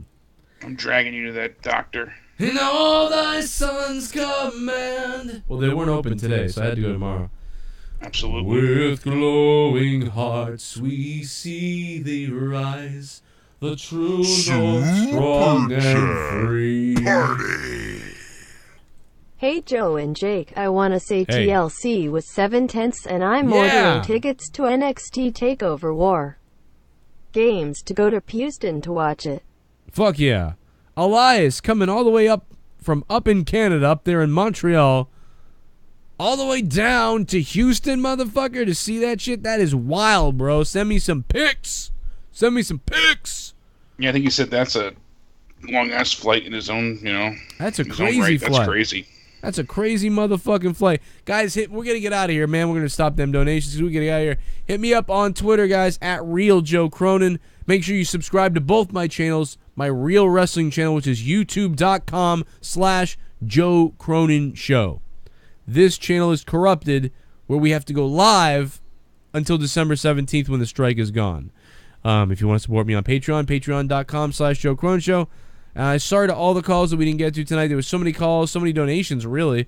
So many fucking just everything was gone crazy. But we're going to get into another recap of this tomorrow, a basic recap. I think I'm going to go over everything again, 15, 20-minute video, and just kind of restate everything that I want to talk about again. Hit Jake up if you want to talk to Jake on Twitter at CountdownEnded. Is Jake's Twitter at CountdownEnded. I'm at Joe Cronin. I'm sorry, I'm at Real Joe Cronin. And hit the sub button down below. I'm still sick. I think I've got anemia. I think I've become anemic, and so I got to go get that taken care of. Maybe get some fucking iron and shit. It was fucking terrible today. I felt like I was passing out, and now it's really crashing, hitting me. Otherwise, I'd probably go another hour, but because of that, I got to get the fuck out of here. But tomorrow night we'll be live after Monday Night Raw. Right here on this channel, we'll be live after Monday Night Raw. We're going to review Raw again tomorrow night. We're going to take your phone calls tomorrow night. We'll get more phone calls tomorrow. And hopefully Raw doesn't suck and put us to sleep like it has in the past. Guys, it's been great. Shout out again to the doc for fucking this great JCS sign. Absolutely fucking awesome. And that's about it. Good night. Thanks, Jake. Anything you say before you go? I gave it a 7 out of 10. What'd you give it again, Jake? Yeah, we just said 7.5, but I don't want to match you, but yeah, unfortunately I am. I'm giving it a 7 as well. All right, we'll match up with a 7. I think there's a lot of people that think that way. Yeah, Let's go to the Twitter wanted to go poll. a little bit higher, but that ending just was a fucking nightmare. it was a clusterfuck. You know what though? It kept my intrigue a little bit. You know. That's why I'm not dropping it down any lower. And if awesome is like an 8, 9, or 10, okay is like a 7, 6, or 5. Well, there you go. 64% of you said it was okay. 13% said it was bad. And 23% said it was awesome. So WWE wins tonight. What a win for WWE. Yeah, and that's a good, polling sample of over 300 people. So yeah, that's pretty goddamn good. Pretty goddamn good, man. Unfucking believable, bro. Yeah, we'll see what Raw's got to bring tomorrow, I'd like to see if Braun gets involved in the IC title picture, if he goes against The Miz, if him and KANE are going to continue, because elections are coming up soon, so is this KANE's, one and done match? We'll see what happens. There's a lot to how long is Roman going to be out, Well, that's the real question is, how long is Roman? 2 inches. How long is his private? No, I'm just kidding. Yeah, how long is Roman going to be out with the mumps? I mean, I heard it takes a week to recover. I assume that they're going to put him in like a weird incubation period of like 2 to 3 weeks, staying away from shit. I don't fucking know. So, yeah, I don't know, man. It could be another week or 2 weeks before you see Roman again. Because this shit is dangerous now, if that's that mutated shit that they can't figure out. Like, that's fucked up. Yeah, they said if you were vaccinated that it's less severe. Oh, okay. And I believe they have to be vaccinated to leave the country anyways, but I'm not sure, so nah. Not positive. I'm pretty sure you have to be up to date in all your shots and immunizations before you're allowed to leave the country, especially in WWE. So getting a lot of clarification from people saying too that TLC was sold out too. There wasn't those empty seats that we're used to seeing now. So TLC apparently did a good job selling out in Minnesota, which you would expect. A lot of people come from Canada down to Minnesota. A lot of people are already there anyway. And guys, all I got to say is one more time: if you want to do me a favor and you don't like giving money, or you don't have money to give, or you don't want to do that shit, well, follow me on Twitter if you want. If you don't, sub me down below at Real Joe Cronin. Follow me over there. Dennis Murphy is a pussy. Yeah. Sorry, my fat slob friend passed out and I woke him up to watch this. Cock Gobbler donated $5. Dennis Murphy is a pussy. Okay. Well, fuck Dennis Murphy, I guess. Well, we got to get out of here, man. Fat friend is a slob and passed out. Well, slap him in the face, Dump a fucking drink over on his head. Wake him up. Jack off all over the place. I don't know. Do something weird. Draw a fucking Sharpie on his face. Draw a dick on his head. Do whatever you got to do to keep that guy's attention. Okay? Do it up. We really got to go, though, this time. We really got to get the fuck out of here. All right. Shitbum. Night, everyone. Oh, we got one more. Decent wrestling all around, but storylines were messed. That's what happens when your plans get tossed in a blender days before a PPV. Great match between Balor and Thing, though. How is WWE PG when they constantly commit attempted murder? Rip Braun. Yeah, Braun's dead again. Conman167. Yo, thanks, Conman. Hope you had a good night, Conman. Good to hear from you, Conman. The YouTuber with the big cock. Thanks, Conman. Hope you did well tonight. I didn't even check you out yet, but I'll check you out in a few. Good night, guys. See you in hell.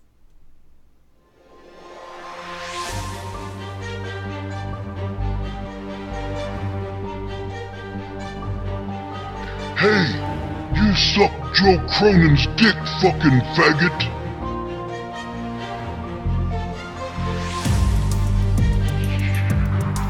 Joe, if you're listening, you stupid fuck. He looks like one of those guys from Long Island that wants to be a white rapper, but he's 30-something years old, lives in his parents' basement with the droopy cap and the whatever, but he thinks he's Howard Stern, and he's got a cool way of talking in the microphone. And he's a shock jock or whatever, and somehow or another he accumulates followers on Twitter. It's fucking pathetic. So please, nobody listen to anything involving a guy named Joe Cronin, because it's just so fucking sad.